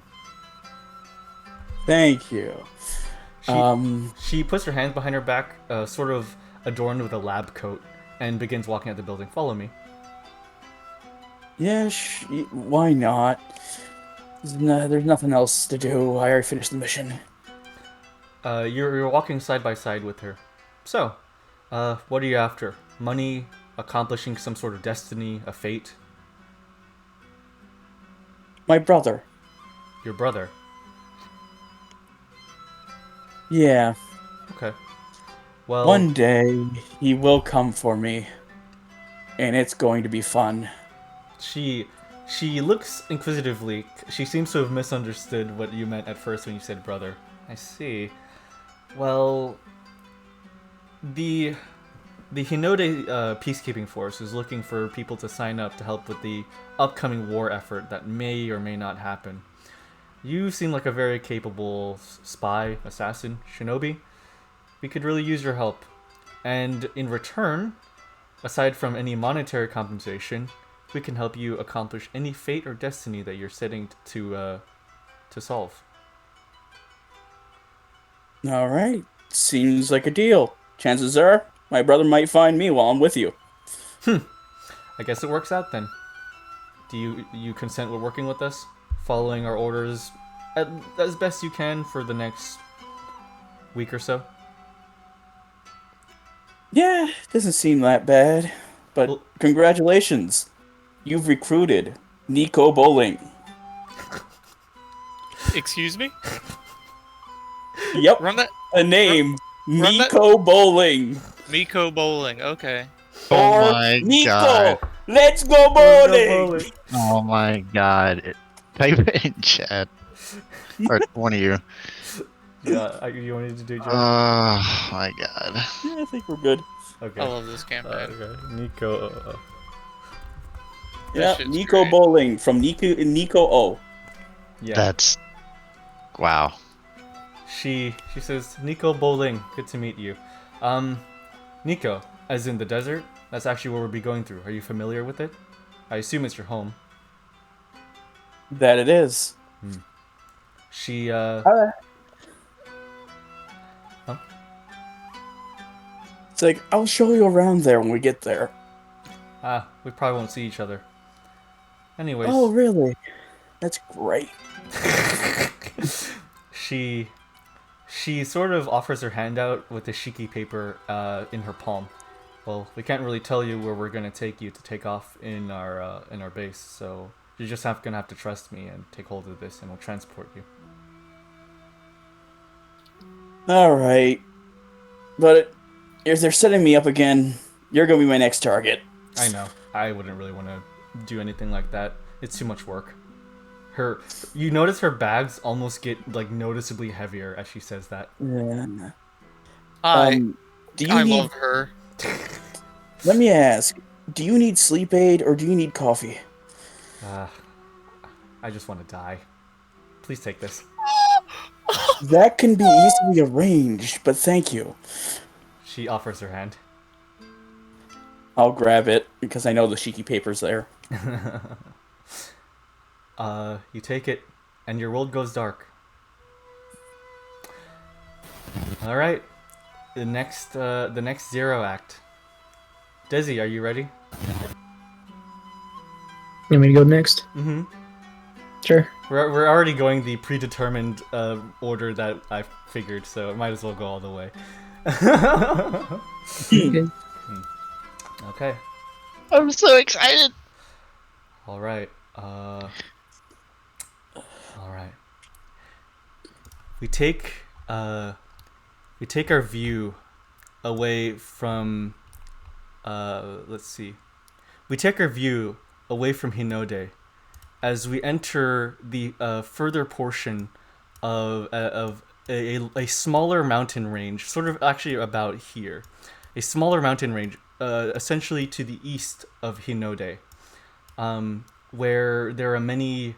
Actually, sorry about that. It would East be right of here. or east within? East within Hinode, within a small series of rural areas, small towns and shrines, and much smaller hills and mountain ranges. There is a small battle occurring. There's a small battle, as we see. How do I put this? A human soldier and a Kongoki, a Zugai Kongoki, are running up a set of stairs, up a small mountain, hurriedly. Just keep running! Just keep running! Don't look back! Don't look back! What the fuck do you think I'm doing? Oh god! Behind them, from each side of the set of staircase up the mountain, is a forest. A shadow bounces into the air from both left and right throughout the forest, leaping into the air and taking shots at them with a sound as it leaps each time. Its shadow like covering out the sun as it leaps each time. Just oh god, just keep running. They're gaining on us. We just need to get to the temple at the top. We need to. Okay, gotcha. About 4 men are running up the mountain, and the shadow leaps out of the forest once again, making another sound as one of the men is turned into red mist. The other soldiers continue working their way up to the top of the mountain as the shadow lands within the forest once more, not coming out. The on foot pursuers stop as the men reach the top of the mountain staircase where a shrine exists. The men look behind them to see that the enemies have stopped. Kongoki stand in a pair of 3 on the same step, staring at them, grim faces, almost as though they're waiting for their prey to fall dead from exhaustion. The men run deeper towards the shrine, to the main building. They open the door and they head inside for shelter. All 3 of them. They're all panting.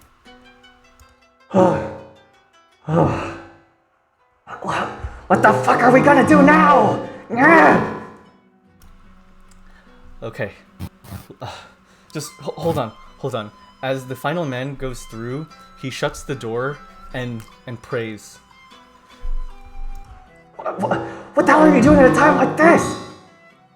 Listen, we're in a dire situation, but paying your respects to the kami of this shrine is important. You can get out of this, but the curses will stay with you forever. I don't believe in that nonsense sorcery bullshit, you stupid Onmyoji!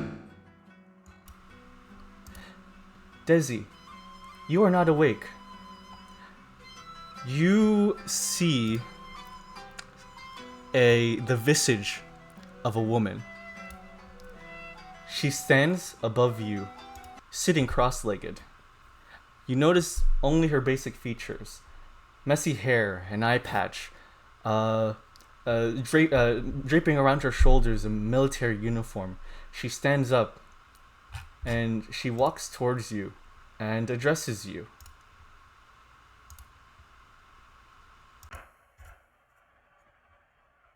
How fierce. Like a firebomb. Like dynamite. You wake up. You sort of, well,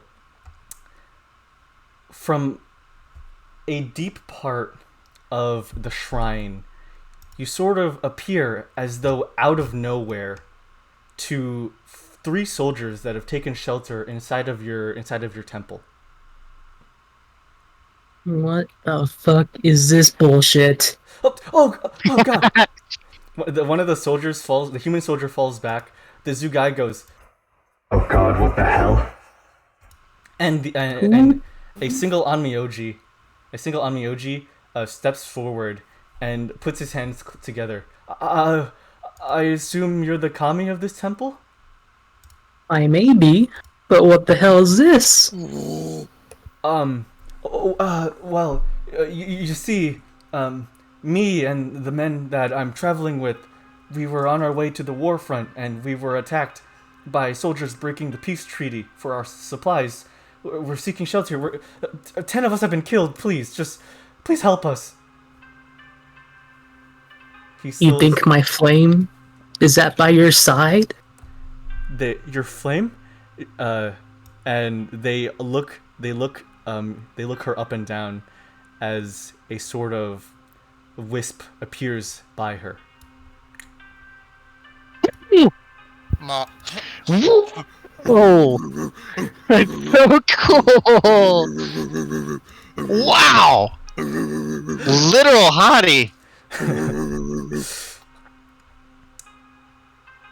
I don't know, but I'm begging you that it is.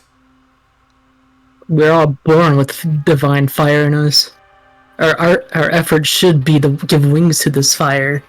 Yet you come here groveling at my feet? Our fire wasn't strong enough, Okami. Please, we don't want to die.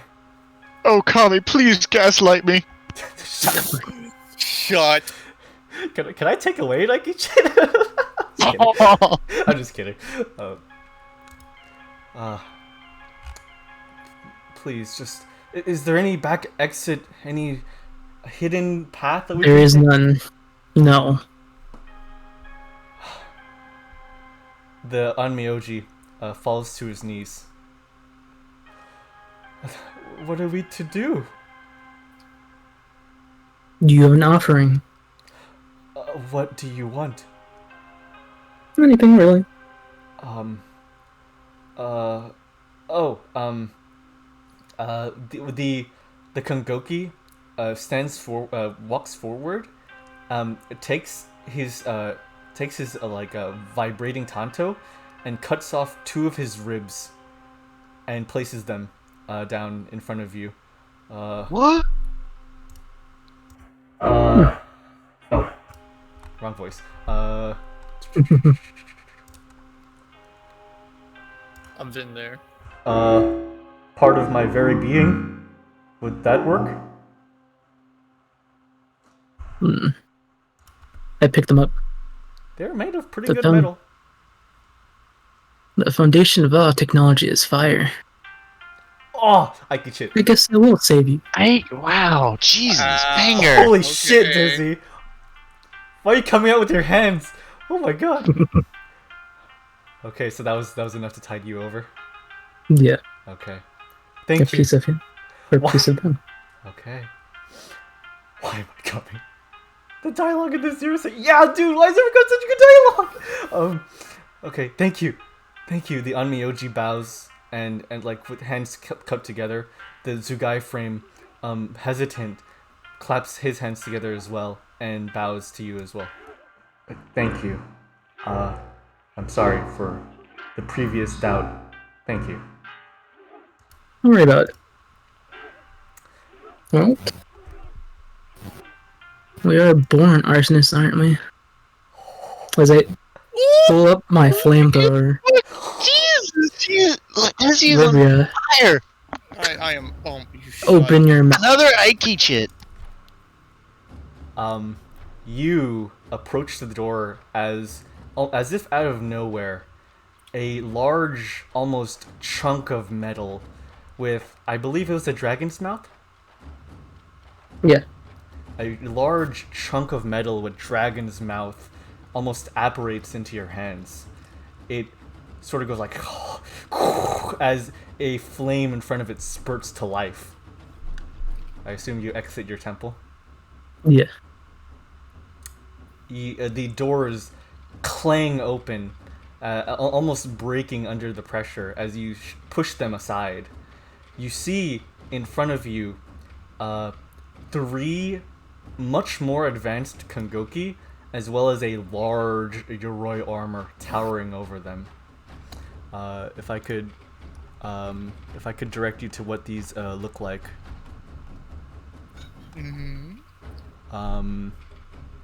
Here, let me. I'll pull this up real quick.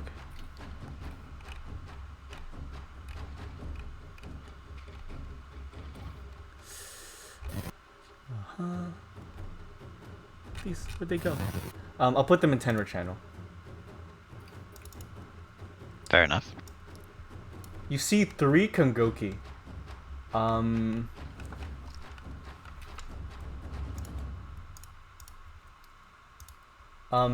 Imagine these except covered in like military garb, and they each only have 1 face. Oh! Oh. Wait, it's them! 3 Kongoki, 3 Kongoki stand, 3 Kongoki stand in front of you, each with a single face. They prepare to apprehend you. The smiling-faced Kongoki speaks up. "Oh my brothers, isn't it a gorgeous woman?" The angry-faced Kongoki yells, "She's prepared to die, isn't she? She just stepped out of her humble abode. I'm ready for the blood." The neutral-faced Onii Kongoki says, speaks up.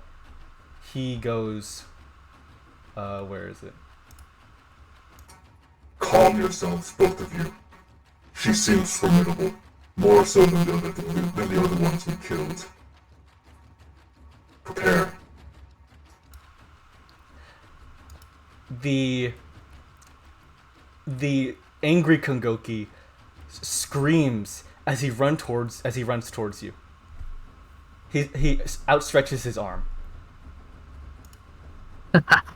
Look at that! The fuel came to me on its own. Oh! I get you. Holy fuck! Oh. Man, this is not possible. This is ridiculous. Desi, you monster. What are you gonna do? Wow. I guess I'll take a shot at the flamethrower. Okay. The dragon's mouth of your flamethrower, its jaw drops as a roar of flame outstretches. At first, the angry Kongoki laughs at this futile attempt, but he realizes the flame is much hotter than even he anticipated. As portions of his outer armor begin glowing a sheer white, he is thrown aback. The arm that he had outstretched towards you, you realized he sort of is thrown off balance, and the attack that he was about to hit you with is pushed into a different direction. I'm trying to figure out which attack this was. The superheated air pressure literally veered the move off. Yep. Okay. His palm goes from... Are sweaty? You see that the palm of his hand, it's not affected by the flamethrower, but it turns a red, a yellow, an orange, and then after that, just immediately a white. This white explodes into just the air to your left being vaporized as it explodes out of his hand. The attack would have hit you and done considerable damage if you hadn't attacked him first. The Kongoki falls back, grabbing its arm that is almost melting. The smile-faced Kongoki jumps up from behind him, using him as almost a footstool to leap off of. He used me as a jumping board! Oh, I'm sorry, brother, I'm just so excited! The smiling Kongoki comes down at you with, let me just make sure. He comes down at you with the opposite palm. Just take another shot. You sort of take one step back, and with a roar, the flames come about, just engulfing this entire Kongoki. Oh, that feels amazing! The Kongoki's attack, though, is still prevailing. He isn't caught off guard by it. You see out of the flame pierces his palm as you see a hole. You see a hole in his arm. Something is about to fire out of it. Mm. What do you plan to do? Is he still there? He's still in the air. This is like all while he's coming down onto you. Okay. Where's the other one?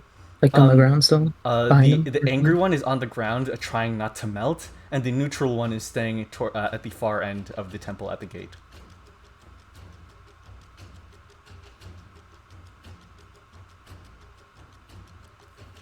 Mm. Too angry to be still beans. Where's the charcoal smoke? What? Sorry, I'm just reading the channel.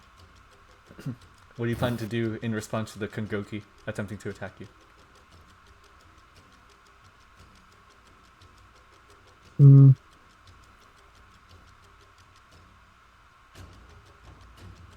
Would it be possible to jump up there and grab him by the arm? Yes, yes it is. Shoot? Okay. Is that what you do? I guess I'll do that.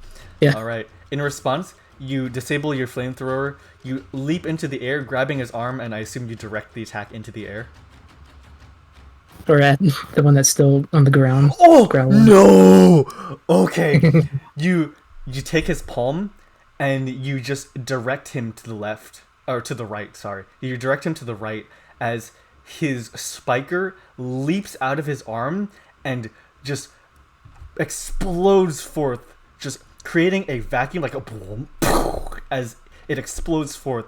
The spiker unleashes out of its arm and just decapitates the Kekai Kongoki.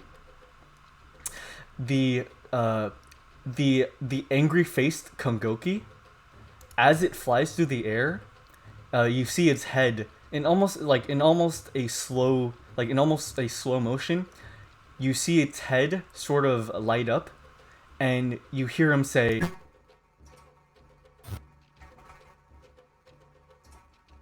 "Give me a moment."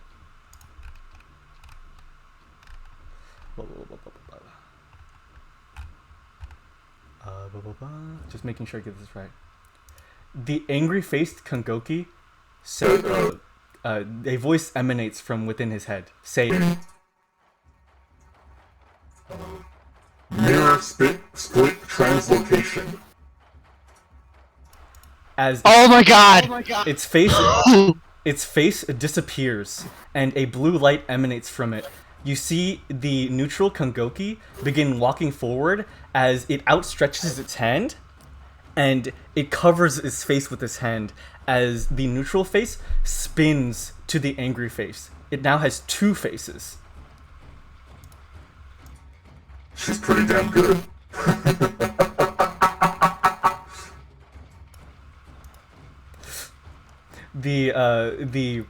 The smiling Kongoki lands on the ground and rolls as it says, "Oh, you're quite clever." It attempts to tackle you, just restraining you. Does it restrain me? It restrains you, but only legs down. Your arms are still free. Okay. The leader Kongoki is still walking towards you. Wait, how's it holding me? It's tackled you, and its face is like at your stomach, so it's like holding you down and keeping your legs from walking. But you're essentially on the ground with your arms free. Okay. Am I able to grab my katana? Yes. Okay. I'm gonna stab it right in the lower spine. Oh. Ooh. All right. You just the katana at first bounces off the metal, but you find a sort of an entrance point where it's just that sweet spot where it can take out the wiring and the nerves of the Kongoki. Oh, that feels not so pleasant. you begin sort of digging the katana into its spine, sort of just trying to like as though you're wrenching it, sort of like trying to mess up as much of the electronic components as you can. Oh my! Oh. As it begins wearing out, its face it goes limp, and it's the same voice emanates from its body. Mirror split translocation. The leader Kongoki continues walking towards you, its hand outstretched once again as it covers its face. When the blue light reaches it, its face spins to the smiling face. Oh my dear, you're such a good opponent! That was fun! The angry Kongoki rings out, yeah, that was pretty good! The neutral face spins back and says, But this is getting out of hand. Jigen, get him. Get her. From behind you, out of the tree lines, jumps the Yoroi armor. Now that it's out of the forest, it is no longer bathed in shadow. You now see this form barreling towards you at full speed. Whoa. Jeez. Here, let me put that on screen just so The pint-sized Ava. Yeah. Let me just copy that on stream as well. Boop. That's sick. Man, this art is amazing. Thank you. Here, let me. Man. Let me just make sure this isn't recording. Sick. Thank you. Do my best. This whole session is going splendidly. I think so too. Alright, that's on screen. Wild ass Ava. Alright. The Yoroi armor grabs you around, just grabs your entire body and throws you to where you're in the air going like towards the staircase. As I'm flying through the air, I guess, Mm-hmm. I'm gonna just try to catch the top of the, the gate, I guess. Oh, you catch the top of the torii gate? Yeah. Cool. Yeah, go for it. You catch the top of the torii gate, and just with enough dexterity, you're able to just stop yourself and land on top of it. As soon as you regain your composure, you see that the Kekai frame has jumped towards you with a heated katana. It slashes. What do you attempt to do? I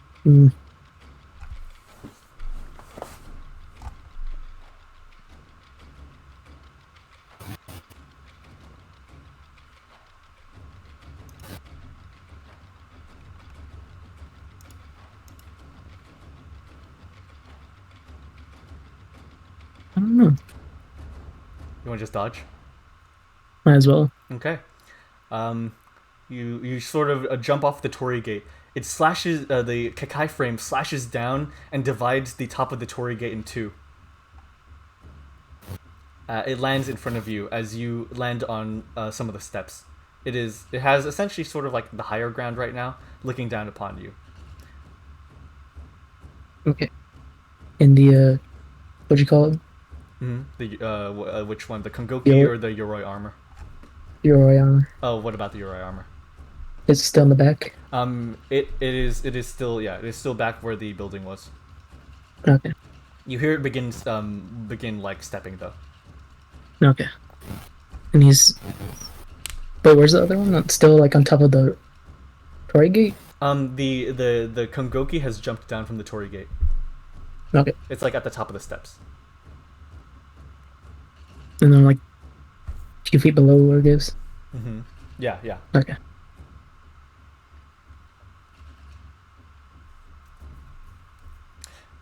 The Kongoki begins running. You look like you burn so well.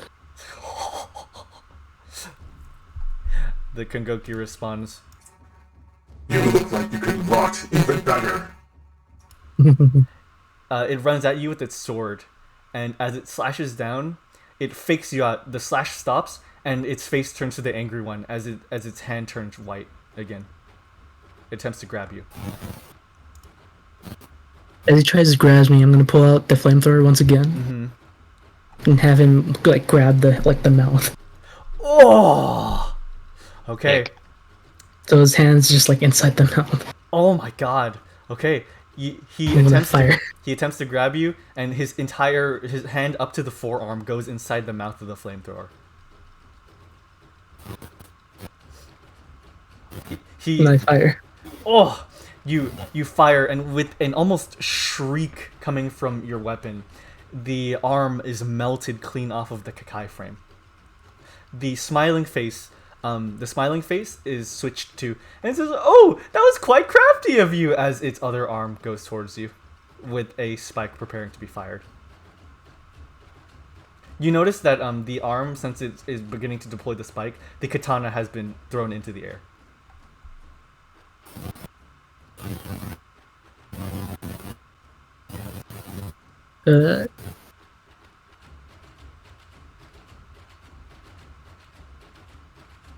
I try to jump for the katana that's thrown in there. Ooh, all right. And I try to like throw it back at him. Ooh. Where that opening is for the spike. You know what, Desi? Let's make an informal dice roll to see who gets it. Please roll a d6. Okay. Oh, that's good. Okay. Because it's smaller. Right, Tenra rules. Okay, yeah, you are able to grab the katana first. The Kongoki. Good roll, Dizzy. Yeah, that's actually a perfect one. The Kongoki jumps right after you. Your chins are practically like at each other. You're both jumping for the katana. Okay. You take hand of the katana. What are you gonna do? Well, he's trying to shoot the spike at me, right? I would say, you know what? Yeah, that's actually a good point. The spike is still being prepped, and as you grab the katana, it's about to be launched. I'm gonna jam the katana through the hand where the spike is. Ooh. And as I hold him down, I'm gonna use my flame breath on him in his face. Ooh. Ooh. All right. You jab the katana into the spike port, and begin again, just jamming away, cutting wires and electrical components within his arm, as the spiker begins puffing like fire out the side of the arm. As the smiling face Kongoki feels this, he goes, "Oh, huh, oh, that isn't good." The neutral face one switches back, and prepares to take this attack. You open your mouth, and just there's a buildup. A ball of flame gathers in front of your mouth, and then is just fired forward. Whereas your flamethrower was able to melt the Kakai frame slowly over time, the Kongoki is just vaporized hips up by your breath. You, a pair of legs, and a pool of magma have landed on the staircase. I would say slag, but yeah. Slag. Fire is never a gentle master. Oh my god! I can shit. Please take one from me. Please take an Ike shit from me. Oh my god. Is that already? Desi's too powerful. Please just keep note of it. I think I've given you 3 so far, personally. Okay. Yeah. Where did I put them? Either just write them down anywhere or put them where your key eye is. Just write down that as Ike. I just have a notepad or Yeah. on the side. Yeah. Okay. Yeah, write down I give you 3 so far. And I think Takul and Yeet gave you 1? Yes. Yeah. So you have 5, I believe. Okay. Before you can even take a breather, the Yoroi armor leaps from the top of the path and begins to just scrape away at the staircase to try and shovel you into the air again. It's just slashing and slashing. What do you do? He's like sliding down the staircase. Yeah. Okay. I attempt to try to jump onto his body and like clamber my way up to his head. Ooh, okay. Yeah, you leap onto the body, you grab the ridges of his chest, and it stares at you, its face looking straight at you. And when you look at its face, you see its faceplate open up. You see its mouth, and at the edges of where the jaw meets the skull, 2 machine guns are preparing to fire.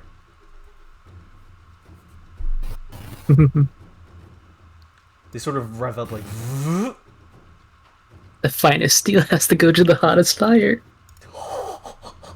I begin to use my fire breath once more, where his mouth is. Oh my god. So it begins firing.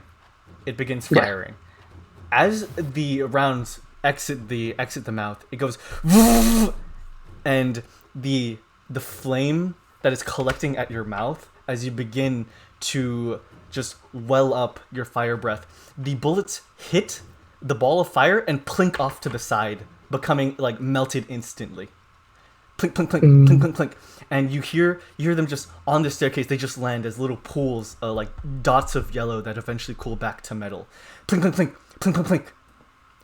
The face closes once again, and it attempts to grab you. But it is too late. How does this happen?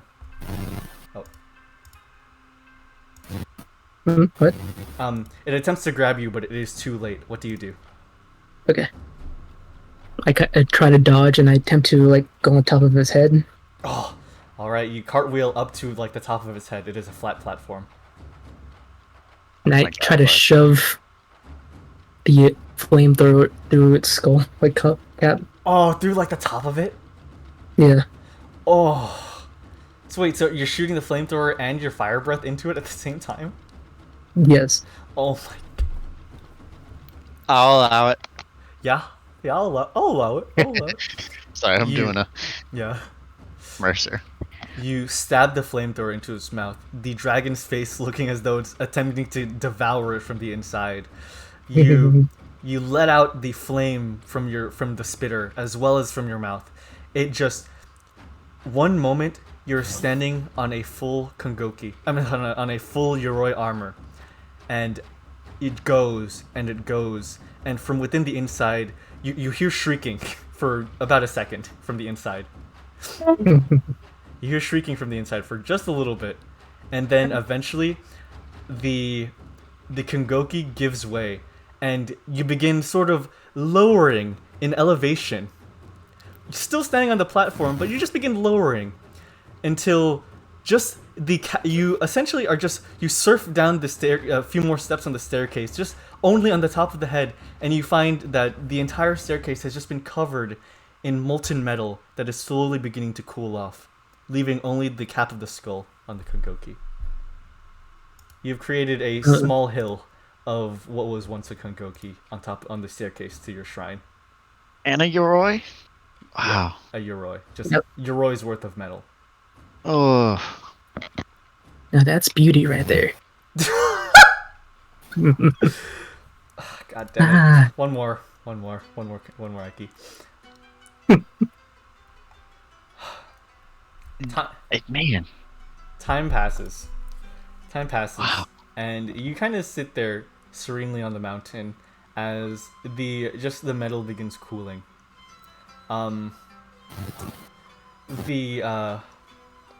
Essentially up the mountain, you see up the mountain comes a Kongoki with significantly different energy.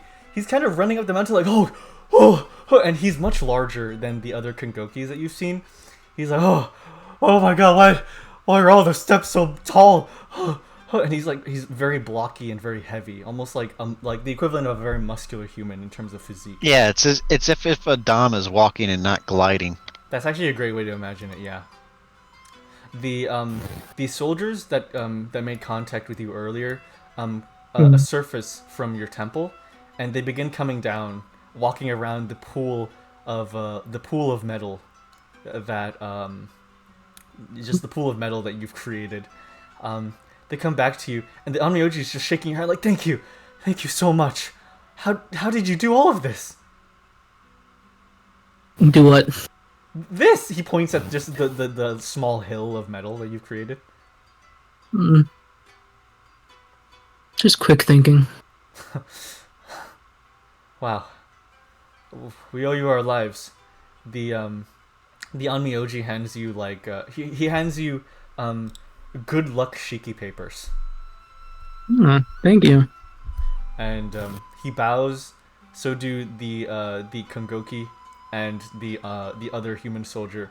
and they begin running down the mountain. They pass by the larger Kongoki, and you hear the larger Kongoki explain something to them as they salute to him, and he continues walking towards you. They called for backup. We came a little late. Sorry about that. Thank you for helping my men. I assume you're the kami of this mountain? That is I. You're quite attuned to fire. That's right. Yeah, well, sorry. I'm not great with words. We're looking for guys and ladies as well.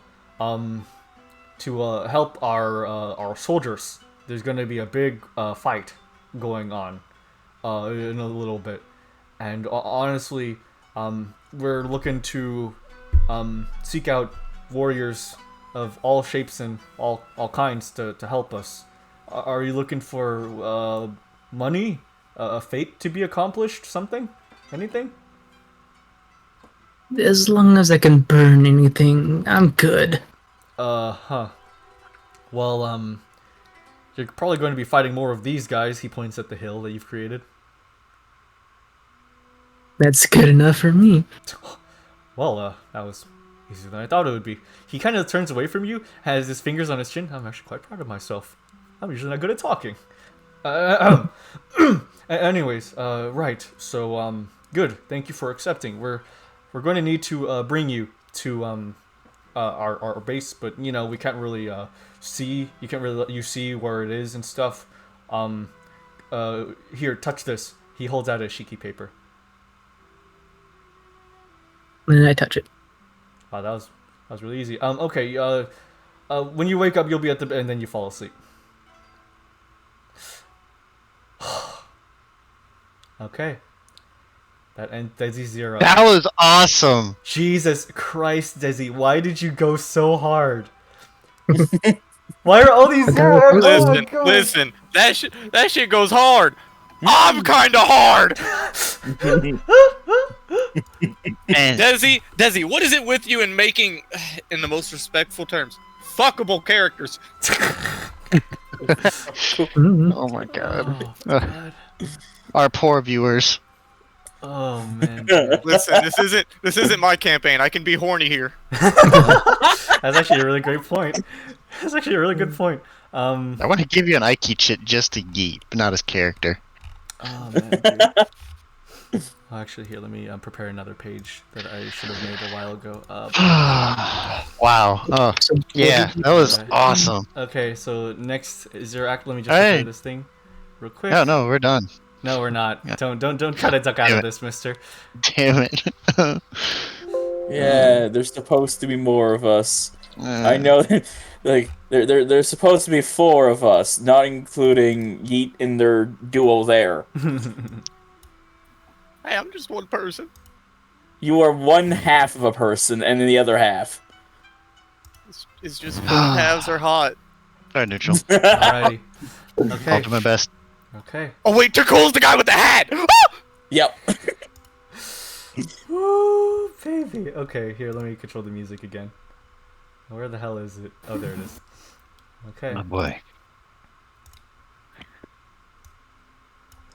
We take our sight away from Hinode as a whole. In one of the southern regions of Nikko, the desert of the north, lies some sort of structure, a building buried under the sand. Only various appendages coming from it that reach out of the top. We see civilians using vehicles and such to burrow their way through. To cool, your character lies asleep within the bottom, on the floor of what is currently a buried library. You have a vision. You see a woman, twin tails, military cap, adorned with a military uniform over her shoulders, an eye patch. She smiles. She stands up, looks at you, and says, day. Present time. You wake up. You are inside of a library. Books on shelves everywhere. Books and shelves everywhere. Everything is dark except for little spots of light peering through the sort of the ceiling, the openings into the desert. What do you know right now? How I'm much do you waking. know? Well, there's a visible undulation that occurs after reveling what just occurred. Right. Let me. The dream. The nightmare. Follow. Go. Learn.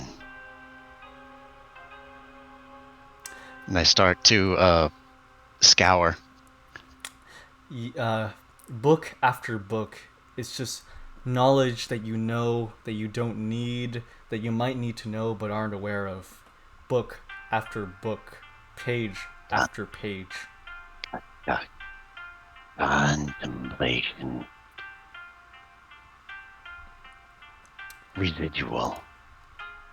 Knowledge. You hear a sort of voice echo in the back of your head, a completely different voice than the one that you dreamed of. What would be a good one for this? Let me find something to fit this.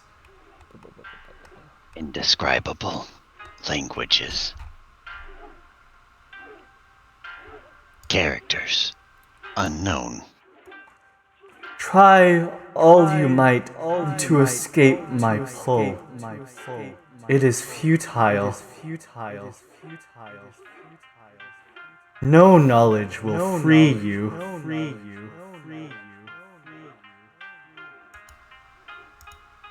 Sourceless. Heard.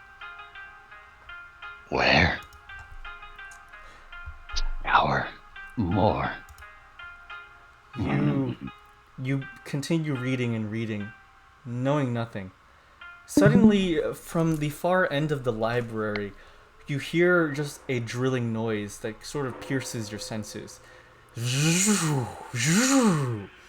More light peers into the library as an opening is created, not by you, by others. Blistering. Illumination. Is Hour. this Learn. the entrance? Have we finally gotten down to here? Oh my Voices. god. I thought it'd be Follow. filled with sand. Voices. Follow. You see, essentially... Through the as I draw closer to them, basically I approach just from between a corridor of library rows that go maybe 50, 60 feet high. Just a looming figure with undescribable features and a hat with tapestries and scrolls and lanyard and a Shimenawa adorning myself. I come before them. Present. Oh my god! Address. Hello? Choice. Words. Answer. Are you okay? How long have you been down here? This is an ancient library. Unknown. Ancient. Unknown.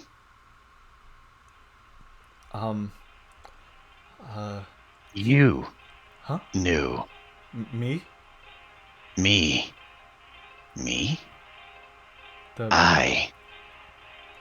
I learn. The man looks back to the rest of the construction workers accompanying him. These men are in raggedy, peasant uniforms. One of them steps up to you. A visible undulation occurs again. Are, are you okay, sir? We could get you to the nearby town. Who,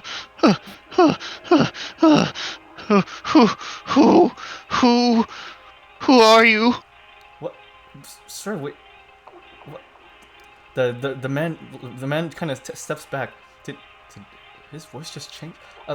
Sir, listen. We're just construction workers. Construction? Build? What? Yeah, build? No. Here? We excavate. We excavate. Excavate? Dig. What? We dig. He makes Library? a digging motion. The man begins like getting a bit frustrated. He attempts to approach you, his hand sort of outstretched. Like, don't step back, don't step back, don't step back, don't step back, don't step back. I try to put my hand forward to reach forward. Friendly. Yes? Yes, we're friend. He looks at your hand. What does it look like currently? Bandages. Okay. With him. Okay. He grabs a hand covered in bandages. Or the texture of sandpaper, but at the same time, silk. Huh. This is the strangest texture ever. Where'd you get these bandages, sir? How old are these? Get texture? Old? Me? Here, let's just. Please follow me. You just... smooth. Real. Do you need food? Food? Food. Eating. Eat. The construction worker turns to the others and whispers, he might be an English speaker from the West. The man turns back to you and begins speaking a language that you don't understand. Contemplation. Acquisition. Learn. Another guy comes up. Hold up. I think I have a plan. Yeah. Parlez-vous français? Oh my god. Je ne sais quoi? Huh. Ah! Huh. Oui! They all jump back. Huh? Oui, je m'appelle... Bob. No.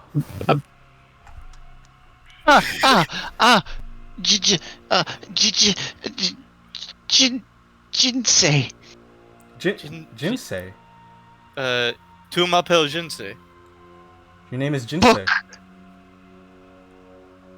Tome. Me. I. Jinsei. Your name is Jinsei. It's good to meet you, Jinsei. How long have you been here? Been? Yes, been here. Here? Yes. They count fingers. Time? Yes. Unknown. Oh. Not no. Let's get you back to the village, okay? The man... Village? Get? Food, shelter, safe. Safe. Safe. Yeah. No hurt. Yeah. Safe. The man grabs Jinsei by the hand. It's okay. Don't step back. Don't step back. Don't step back. You won't step back. You won't step back. Just walk forward. Forward. No flee. The man directs Jinsei out of the hole that they've created in the wall, and the air outside is just, it's so dry. If there were any moisture within you, it would have left you. The sun beats above you. Illumination. This desert is peculiar. It gives off almost it makes the sun give off almost a greenish hue. The sand is a pale white. Vibrant. Land. Escape. All right. Explore. No, well, learn. You need to be safe first. You need to be. You? Safe. Me? Learn. Safe. It's gonna be a long day, Bob. Forward. No step back. Suddenly, from the distance, Jinsei, you see out of the corner of your eye something you didn't notice when you came out at first. a large blimp. A large... Well, do you know what a blimp is? Soar. Cover luminous. Shadow. Deep. Encroaching. The blimp flies Don't step above you. back. It rumbles the ground below you as it makes Must not burrow. Feel senseless. It's okay. It's okay, Jinsei. It's just the soldiers heading to the war front. Okay, don't worry. Hands go to the head.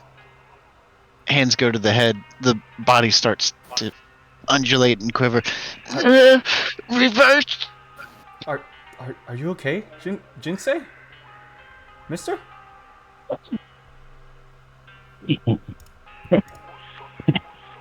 Jin's fine. What?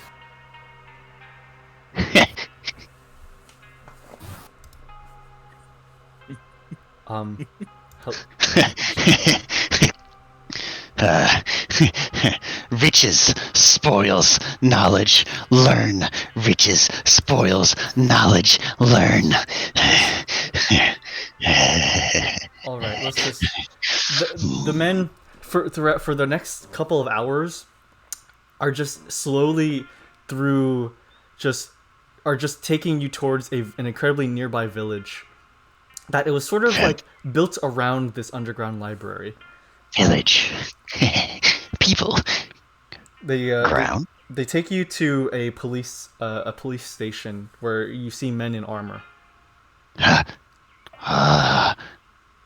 Rich law. Rich law. Rich law. Contemplate. By the way, please take an Ike shit for me for just this entire thing so far. Okay, that's one. Yeah. The men leave you in this sort of police station as there's just a police officer filing things in front of you.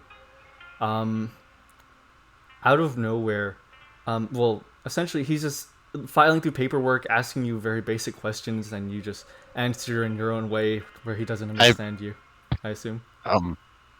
Basically, I just look at random trinkets and things in the room, and as I'm doing, I'm scouring. I'm trying to take in what I'm seeing. Let's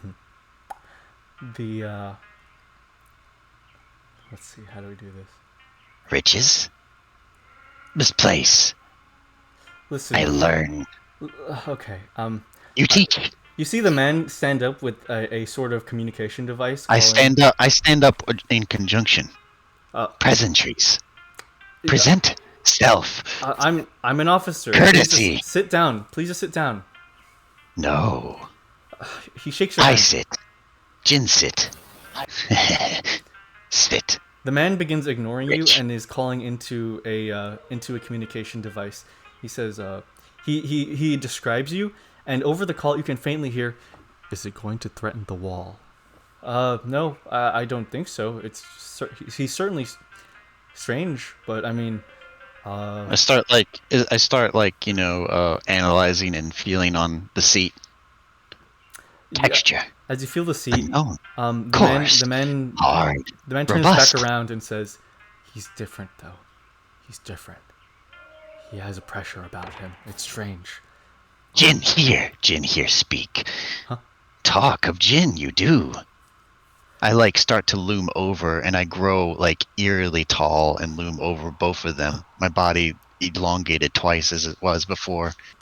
The man turns around, and the final thing you hear from the call is, "Don't let him escape that town. He's a singularity." Jin here. Oh, Jin, sir, wishes stand to back. know why. Jin contemplates to listen. Stand But back. Jin I will also use asks force. to wonder, why does one contemplate in using useless rabble? Stand And there's back. another undulation.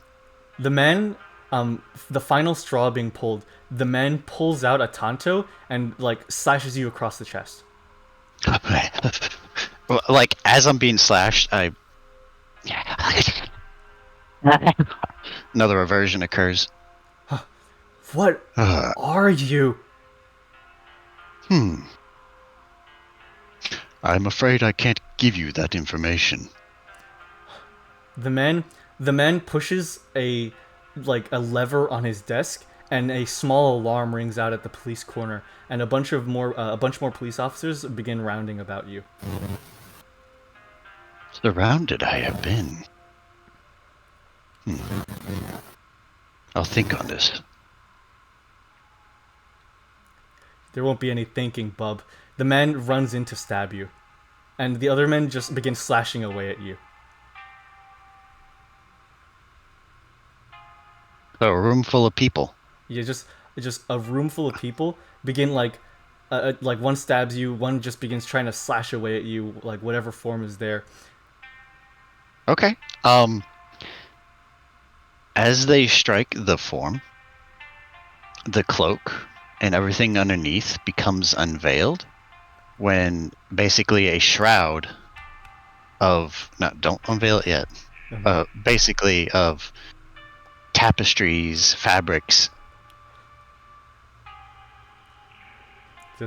Just basically start to unfurl from the body, and they all start to coil around them at like a split second. So it's basically now they're caught within an octopus's grasp. So they're all just like completely just grabbed. Their mouths are gagged, their arms bound, their legs coiled. Now, you will listen. Engine will speak. Contemplate your actions, or repercussions follow.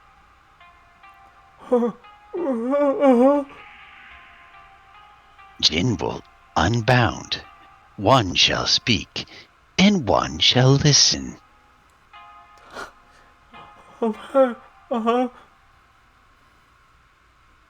Speak.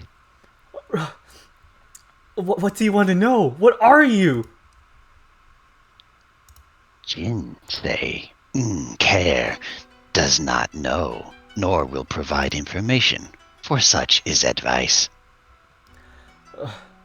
Listen, the desert military has told us that you're dangerous, and you are. Listens. Harm has not come. Harm will not present itself. I'll start to uncoil and unfurl all of them, and regress my form and sit back in my seat, legs crossed. The men all just shudder and just sprint away from wherever you are at the same time. The commissioner, the main one that you were talking to previously, takes a step back, and then how about, let's see. All right. And they'll like, I will basically waft a finger just as a reminder, and as he's maybe making some contemplation, remember repercussions, as a finger gingerly goes back and forth. Repercussions, huh? The man takes a pipe out of his hand and fires it into the air. There's a few seconds delay where you're not sure what happened, and then through the ceiling, a metallic arm reaches through and grabs you, and it just grabs you, and you're pulled out through the ceiling of the building. New experience. A sort situation of unclear. Small, stout, boxy police Yoroi armor has grabbed you and is currently staring you in the face. It is the law. This is rich. It attempts to just begin squeezing. Forceful interaction. I sense repercussions. The Yoroi, seeing that it can't just squish you, another aversion starts to take place, and the Yoroi armor starts to see that the body start to shift and undulate, not clearly probably understanding what is taking place. but coming to the knowledge.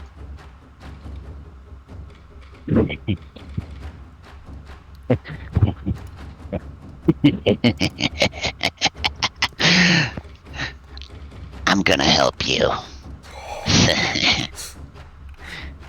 You hear like emanating from the Yuri armor. It goes something like if What the fuck is this thing, boss? it's sort of like is panicking as it looks back down to the commissioner. Choose. Only one gets help. The Yoroi armor just panics, pulls out a Yoroi sized like sword, and attempts to just cut the top part of your the top half of you off from the bottom in its hand. I will basically try to harden and layer where it makes contact and meet blade with blade, but fabric blade. Oh! There are no sparks emitted, but there is visible signs that the blade on their end is chipping. Oh! Aikichit. The blade slashes at you, but there is only minor damage to the parchment surrounding your body. The blade sort of just chips away. The Yoroi, seeing that no damage has been done to you, seeing that you're still cackling, looks at the blade and notices that the knife has just been blunted. Help you. I choose now. And then I will start to unfurl and basically narrow my body down to a few inches and basically slither around the arm. And then until I make way to the chest and start to wrap and wrap and wrap myself until like I will apparate on one end, but the entire chest is been basically encapsulated. And my upper body is like looming upward with like tatters, looking down. Do you want the help now? God, or later? Get it off me!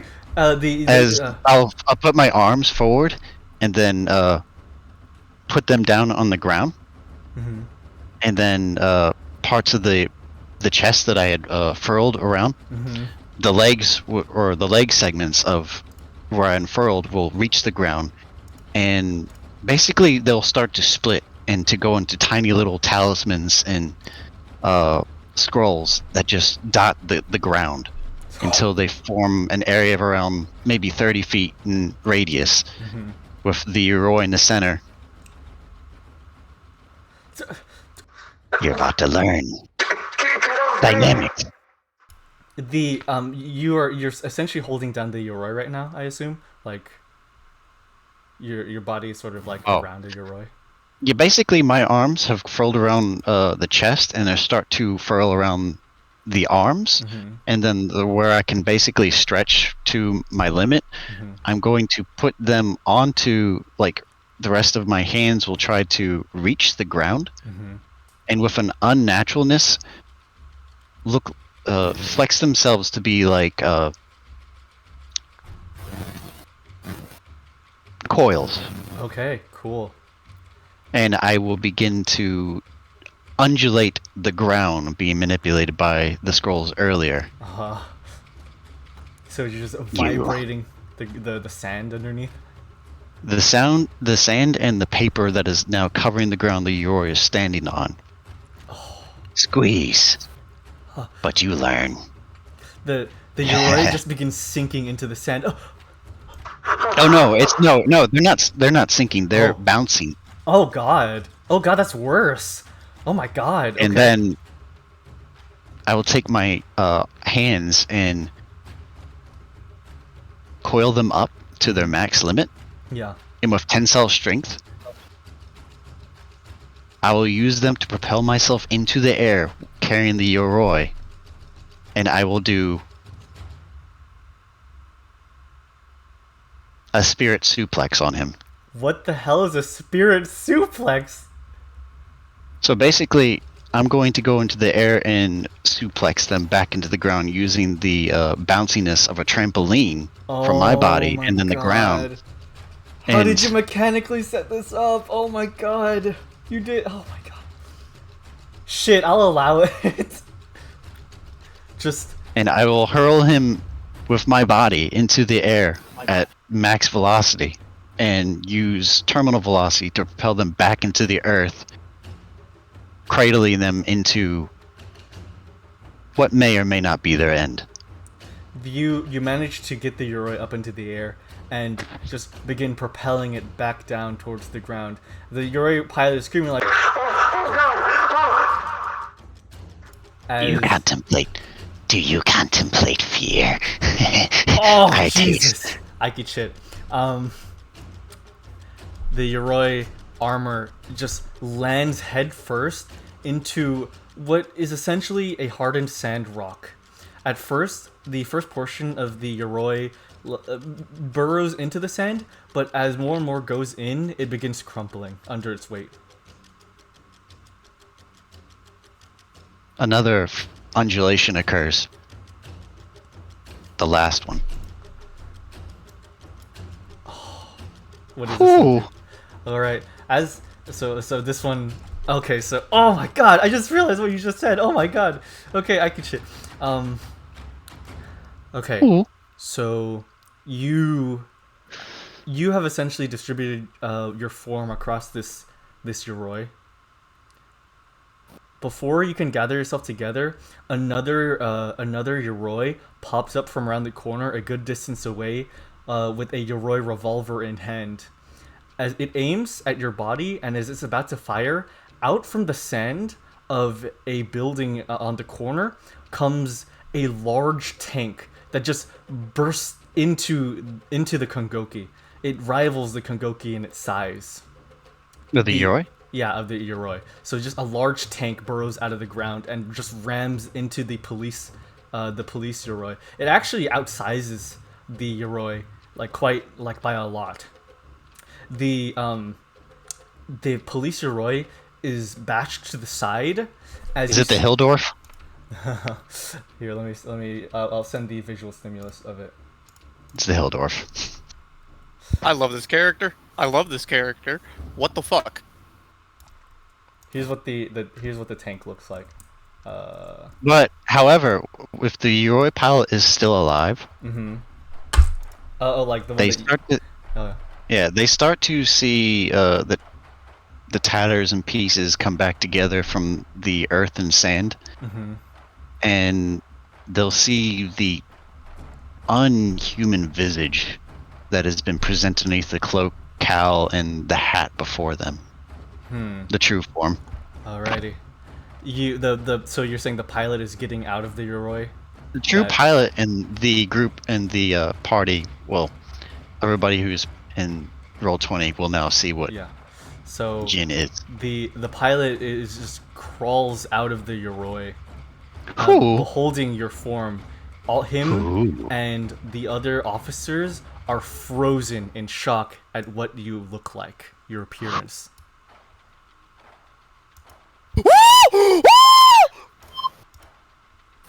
Oh my god! What the fuck are you?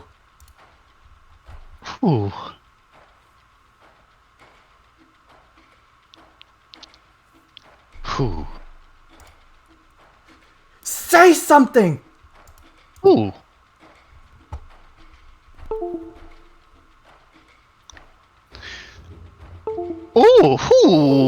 I'm realizing that there are other ways to communicate. Scrolls of parchment with lettering and language are presented to them. And each one of them will say, "Who? I do not know. But I am Jin. Say, care. At your service and willing to learn. Do not challenge me. Or contemplate your dear end. Signed, dearly, Jin." They all just are frozen in a state of shock at what you look like. That doesn't break the taboo, does it? Which form are you speaking as? Well, I'm using the paper to communicate. Oh, yeah, no, yeah. Oh, no, of course, yeah. If you use the paper, yeah, of course. Yeah, no, it's fine. Okay. Alright. You control what that looks like. You realize that the tank at the far... here, my mouse died. Give me just a second. You realize that the tank at the far end that was protecting you from the other police Yoroi has sort of unfurled itself into its own Yoroi form. Of course, many of you already know what this looks like, but I'll post the visual aid anyways. It is holding down the police Yoroi and has disabled its arms and legs. The Yoroi slides over to you and kneels down, and you hear a voice, a female voice emanating from it. I don't know what you are, but if you want to get to safety from this place, you need to come with me. And the Yoroi's hand, outstretched, opens to you.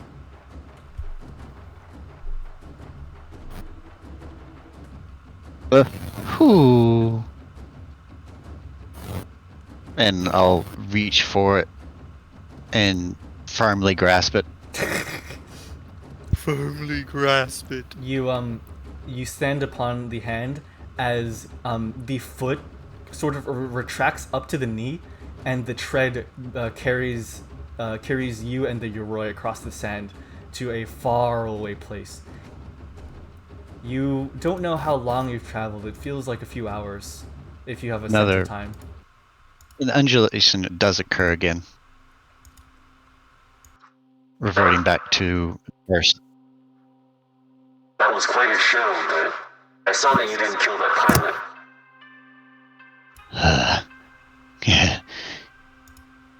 Pilot. Learn. Whispers. Death. Desire. Not found. Sure. You're pretty good at this. Listen. Let me just wait till we get back to them. Yes. Yes. Jin, that's your name? Jin, listen. You. Show. Jin, explore. Jin, learn. Jin, know. Jin, wonder. Jin, why? Okay, Jin. Let me take you to somewhere safe, somewhere sheltered, and we can talk about whatever it is you're looking for. Jin will listen. Good. You both of you quietly glide across the sand, through just an empty portion of the desert. After a bit, you feel as though you're essentially at the foot of the mountain that you believe is Umbrella Mountain. Towards towards the foot of Umbrella Mountain, there's a small indention. Mound. There's a small Place. indention. A sort of drape seems to be sitting where there should be sand.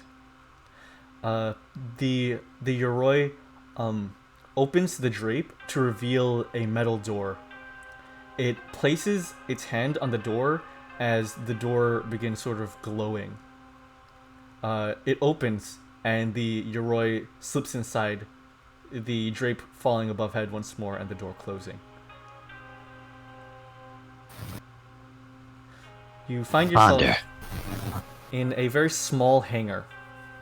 There's about 2 other of these tank-like Yorois, as the woman sets you down onto the ground in a civilian area.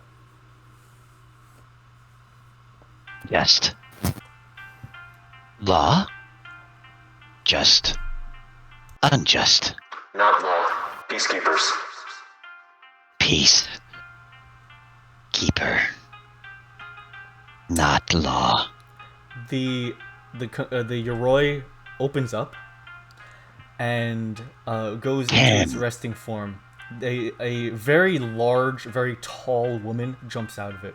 She has a very dark complexion and a muscular physique. She lands on the Metal ground. box unfurls. Feminine features. You've never heard of a Yoroi armor? Human presented. That's Yoroi. And I'll like slowly like tap and like chisel parts of the armor. Yoroi. Hey, don't scratch that. I just got that painted. Scratch? Paint. Scratch a little bit more. And some paint chips off. Jin. Found paint. So, I am human, yes. But that's not what you are. I get to powderize the little paint chip and absorb it. Ugh. Jin, huff, paint. I can shit. I can shit. Oh my god. God damn it. Okay, I'll get straight to the point. Whatever you are, whatever you're searching for, we're looking for warriors from around the land. Warriors. Lands. Warriors, adventurers, anyone. We need to push deep into the desert. You? Anyone? Yes, I'm one of them. You. Yes. Someone. Listen, do you want money, knowledge, a fate, a destiny accomplished? Anything? Fate. Destiny. Accomplishment. Yes. Contemplate. Unknown. Searching. Searching. Not seeing. If you're searching for something, we can help you find it if you help us first. Find. Self. Jin finds self. So you're looking for yourself. Unknowing. Contemplate. Yes. You hear a voice speak up again, within the depths of your mind.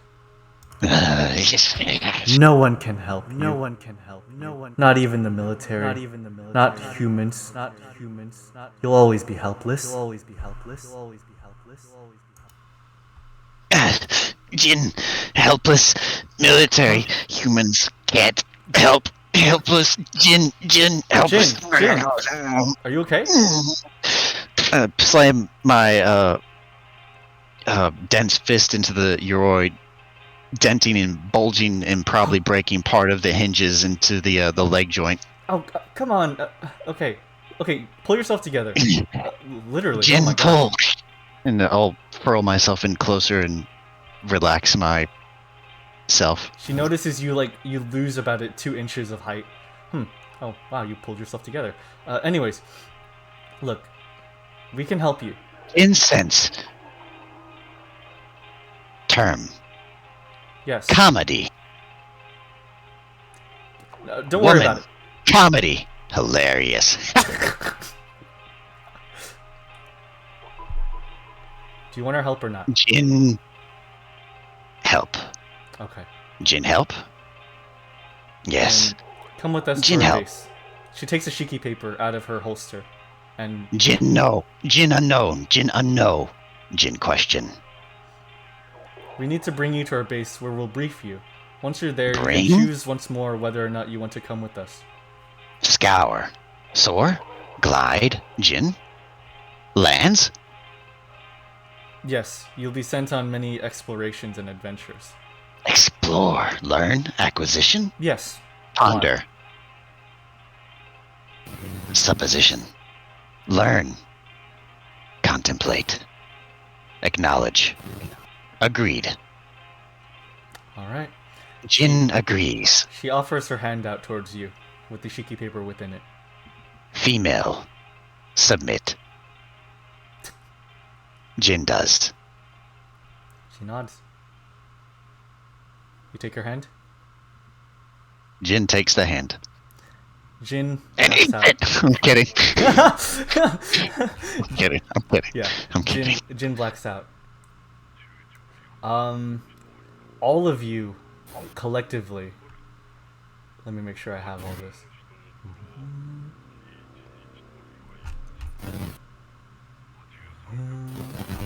Yup. Wow, I think I covered all my grounds. All of you, collectively, all 5 of you, in the state of darkness, you all see visions. You see visions. There are 3 different voices. You hear the voice of a woman. She says, "Do you both feel it? You hear her limbs move as she creaks and plays a string. The next voice is a young male. Yeah, eye patch is testing us. You hear the crackling and the rattling of a metal box that this voice is in. It is moving fast. The final voice is a much more deep, much more calm, much more mature man. Ha! Let's not disappoint.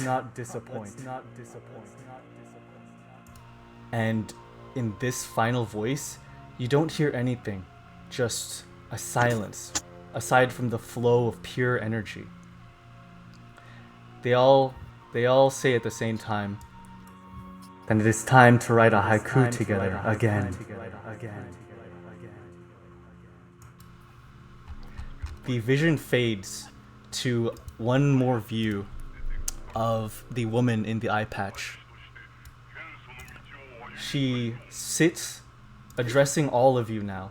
You all are within this vision, and now you can feel your corporeal body. You look left and right and see a person that you've never seen before. You all eventually look forward to the woman. And then she addresses you all. Hello. I apologize for the rude approach. I have a name, but you may call me the 4th judge. I have chosen you all as candidates.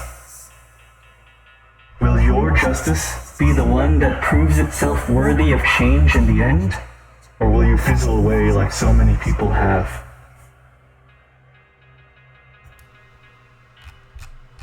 There's silence.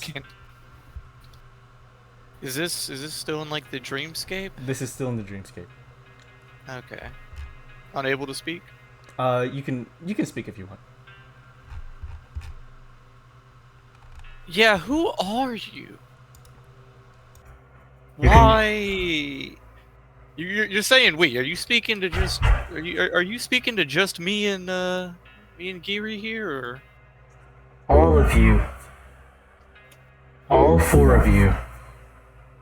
Or am I able to like look around and see the others? You see 3 other people. You see a man in bandages, a woman adorned with messy hair and ragged clothing with metal, and a shinobi. But you can't address them. It's like they're not palpable to you. You're only aware of their presence. The same applies to all of you for everyone else. Oh, this is fucking cool.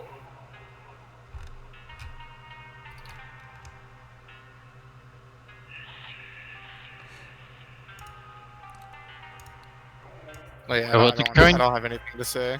Okay. What's occurring? Currently, you all are witness to this woman. She calls herself the 4th judge. We're all here, like in a mental. Yeah, in sort of a vision. You see the others, but you can't address them directly. You can only address her. Female. If there's any time to ask a question, this may be the last time in a while that you see me. Knowledge. Seek. You'll get your knowledge. I'll help you with that fate of yours. Jin helped? Just do what you believe in, Jinsei Unkayas. Jin follow. Jin learn. Jin pursue. Jin conquer.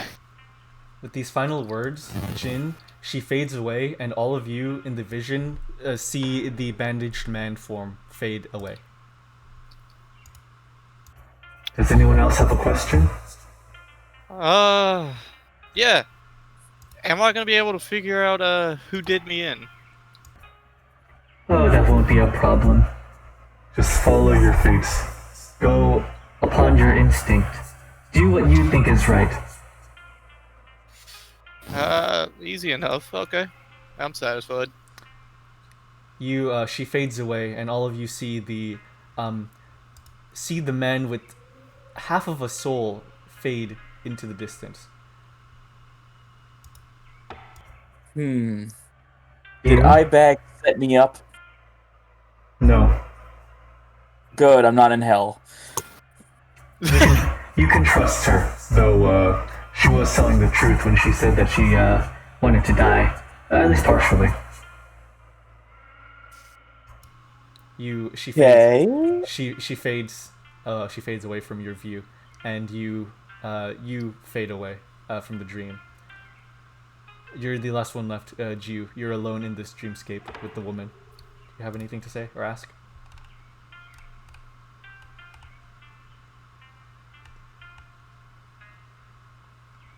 Oh, Desi. Everyone's gone right now? Yeah, everyone else is gone. It's just you. Okay.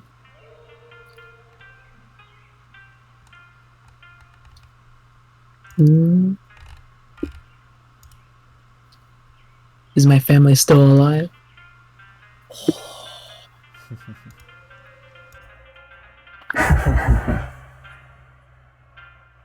Yes. Excellent.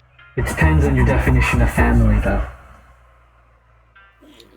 It's good enough for me. She fades away.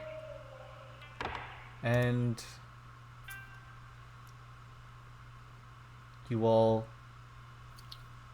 You know what, actually, let's end it there. Oh my god! Ray! What the fuck, Newt? This is cool! Man, guys, you blew it out of the goddamn water. I'm just happy I have more confidence in Nico. Oh my god, you guys all... Oh my god, you guys freaking destroyed your Zero Axe, all of you guys. I'm just looking over my notes, making sure I didn't miss anything to establish. There's so much. Everybody is so cool! Oh my god. Under. So we have a ninja. Yep. We have a deity? A kami, yeah. A local god, essentially. Oh, okay, a local god, I see. Here's our And then we got a schizophrenic bug man. Mm-hmm. And then a fuckboy.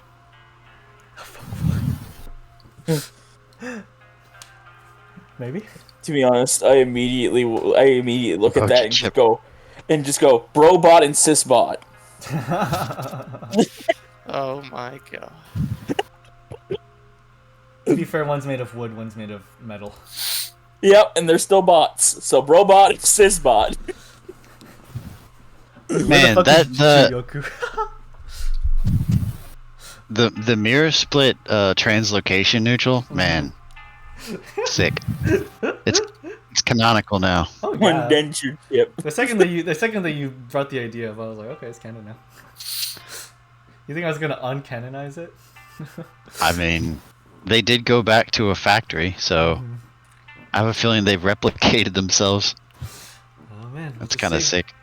Everybody, like, the character designs are so cool. Whatever the fuck you did for Jeremy character's mask, yeah, that is so cool. Kind of ad-libbed that. His mask has, like, it can glow different characters if he chooses, essentially. That's so neat. Also, whenever I first saw my portrait, I didn't notice, like, the floral pattern on my armor, bro. Oh, yeah. I love you. Of course, man. Yeah. I guess real quick, that was amazing. We can just go over some of the art I made of the characters. It's just minor alterations. Yeah. Yes. Let's before we end. Can we get an Aiki chit tally for everybody, just so we know we're all clear? Like. Sure. Yeah. Sometimes I didn't hear people, so everyone gets talking a lot. I am at 2 chips. I think I'm at 3. Okay. I'm at 5. Man. I got 6. I'm the least cool character. Let's go! Well, I was before you. I was actually gonna say, please to cool and you take one more chip for me each because Okay. I think that each of you deserve that. Okay. Thank you. Yeah, and I think a move says give everyone one denture chip. I think that means just an Nike chip. Thank you, Alright. sir. That's a bad more, thing to do, Moo, if you only knew what you were doing, but thank you. I don't know what they're doing. Neutral knows. So rolling low is good. Yes, natural 1 Yes. is the highest is the best you can roll. Oh god, I'm gonna have to start getting excited over ones. Yeah. So yeah, Neutral, the timer is 6 minutes. Okay, gotcha. 6 minutes? You're able to change every 6 minutes? Basically. That's It's around crazy. 5.5 minutes to 6 minutes. That's crazy. It felt so natural. Yeah. Wow. Basically, from what I get, agility senses knowledge, it starts at 1. Your first aid, immediately that's a 1. So if you roll a 1, you get first aid. Mhm. If you have more in first aid, you have to roll like a 2 or a 3. Yeah. And you'll get good. Yep. For other people, it's like if you have multiple I guess if you have multiple in one area, that's probably pretty much good. Yeah, yeah. Lower the roll, the better, essentially. But I'll guide you guys through that. I'll guide you guys through that. I am From the look of it, the highest you can go up to is 5. So 6 is the worst. Yeah. Oh, here, let me show you guys some of the alter versions of some of the art. It's again just basic alterations. So you guys saw for Giri. You guys saw for Giri, she has Lights She has sex in the face. Yeah, she has an activation. Oh my mode. god. That's so cool. Yeah. Oh, Giri. Oh, baby. So one of the Man. This is one of the character designs I'm most proud of. I'm like actually so proud of her. Like- It's actually insane. Man, it's like the twins from, like, inspiration from Atomic Heart, but cooler. Man, yeah. I think I designed her before I played Atomic Heart, funny enough. Even better. Yeah. And then of course there's Onii. I don't think there's any alternate forms for him, but I mean I'm just happy with his character design generally. Yeah, you had like the 3 hair options, and then I was just like, Yeah. I'm very happy with this option. Sick. Yeah. He was either gonna That's a have sec- like just the bowl cut without the ponytail, and then there's the ponytail, and then there's him with an afro. You know. An afro? Oh Yeah. my. An afro. That but is like, a that sexy- ponytail. Yeah. That is a very sexable man, Yeah. as No they say. kidding. It really is. Now, mind you, that this man is not a human. Yeah. It's a He is Kagutsu, yeah. Yeah. That is a very sexable toy. Oh my god. I am a sex toy. Kagutsu slurs? Kagutsu slurs? And there's 2 dildos and vibrators walking down the street. What do we do? Oh my god, is that Fisto's brother? Oh my Oh. god, that's amazing. And then let's see, and then of course there's them together. Thick. Here's Jinsei. What a cool fucking design. Yeah, Jinsei disguised form is what I call it, but it's not necessarily disguised. It's just, you know, concealed. And then Covered. Yeah, covered. And then here's Jinsei full Like- mode. Like before the Unveiled. reveal, I saw all the all the little the talismans. I don't remember what they're called. Talismans, yeah. Scrolls. Talismans. Yeah, I was like, this motherfucker's a bug person. Yeah. Here's Jiyu. Mommy. Oh my god. And she actually has an alternate form. I don't know what this is for. This up to Desi, but there's just a form with the visor down as well. Oh, that's sick. Mommy. It's like mommy 76. Oh my god. Everybody needs a dominant pyromaniac. Pyromaniac deity. Pyro mummy? Yes. Pyro mommy. But yeah. In closing, thank you guys for making it. What to about use- Jeremy's? Jeremy? Oh, right. Sorry. I saw a Yeah. copy. Sorry. No wonder. I am so sorry. Here. Dude, because I forgot to relabel the name, so I was like, I must have glitched that. Here, let me relabel that.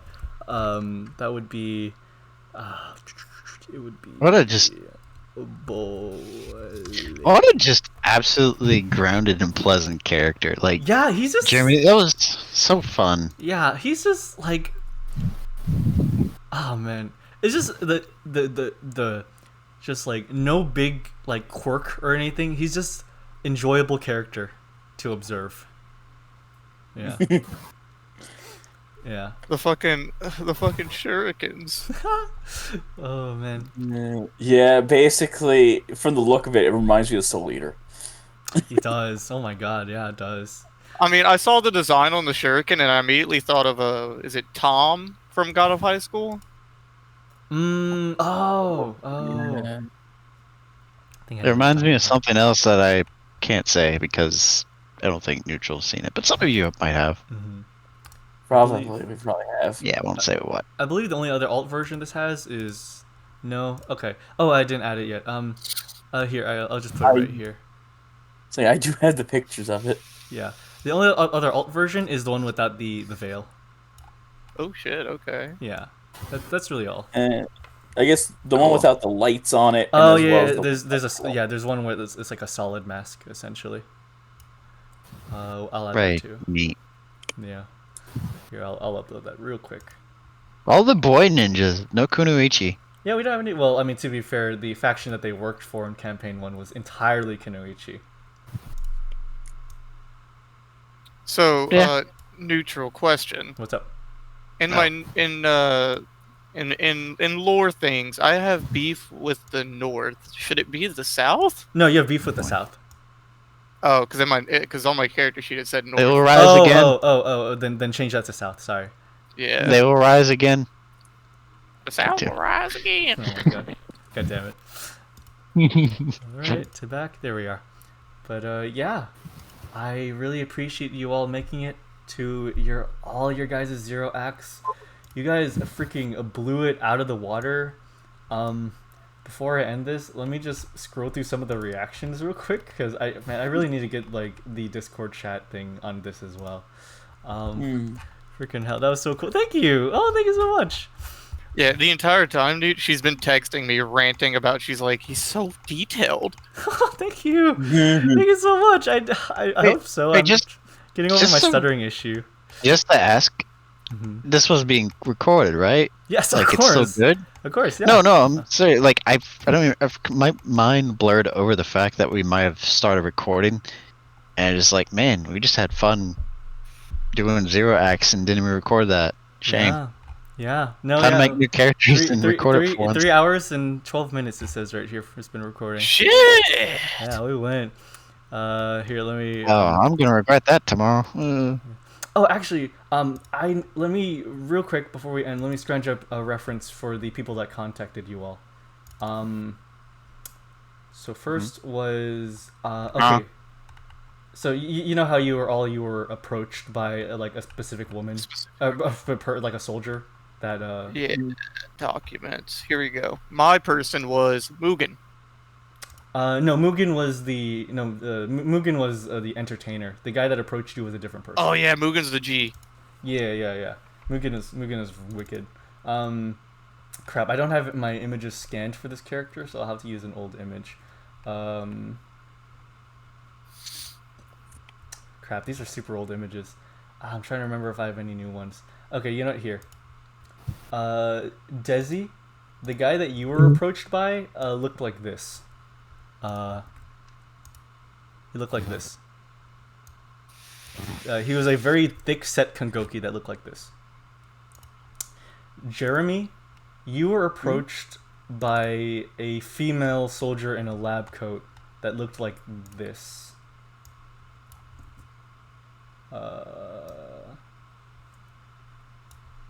It is. God. Yeah. Oh my god, blood. This is the woman that approached. Ooh. Let's see. Tukul's character was approached by a woman that looked like this. Oh, they approached me? Yeah. Was it the other way around? I guess that's fair. Yeah, you approached them. Oh, you're approaching me. Yeah. That's a good. Where's image? You'll immediately recognize. No, I won't. What? She look like this. Oh shit! And yeah, let's Do you ever draw unattractive women? I don't know.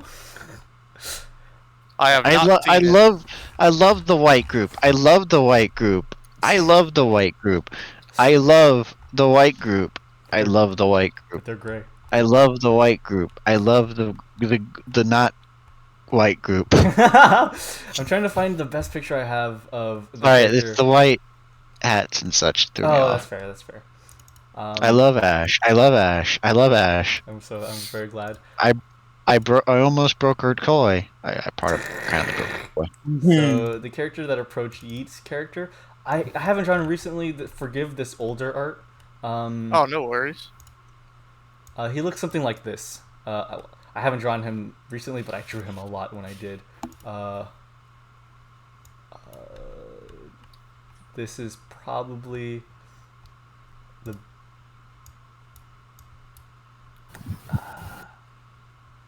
No, there's that. And I think this is pretty good. Ooh. Hey. Reminds me of like the butler from Helsing. No, it was based exactly. That's exactly it. It was based on. Really? It was based on young him. Yeah. Yeah. Oh my god. Him and Jin from Samurai Champloo. Let him cook. But yeah, I believe that should be. It. I need to remember to have the chat be recorded next time. But yeah, anyways, before I ramble anymore, thank you guys for making it to campaign 1. Campaign 2, Act 0. I will make this a very great campaign. What's the name of the campaign? Tenra Bansho Zero, Hurricane. Oh! All right. He said the name. He said the name.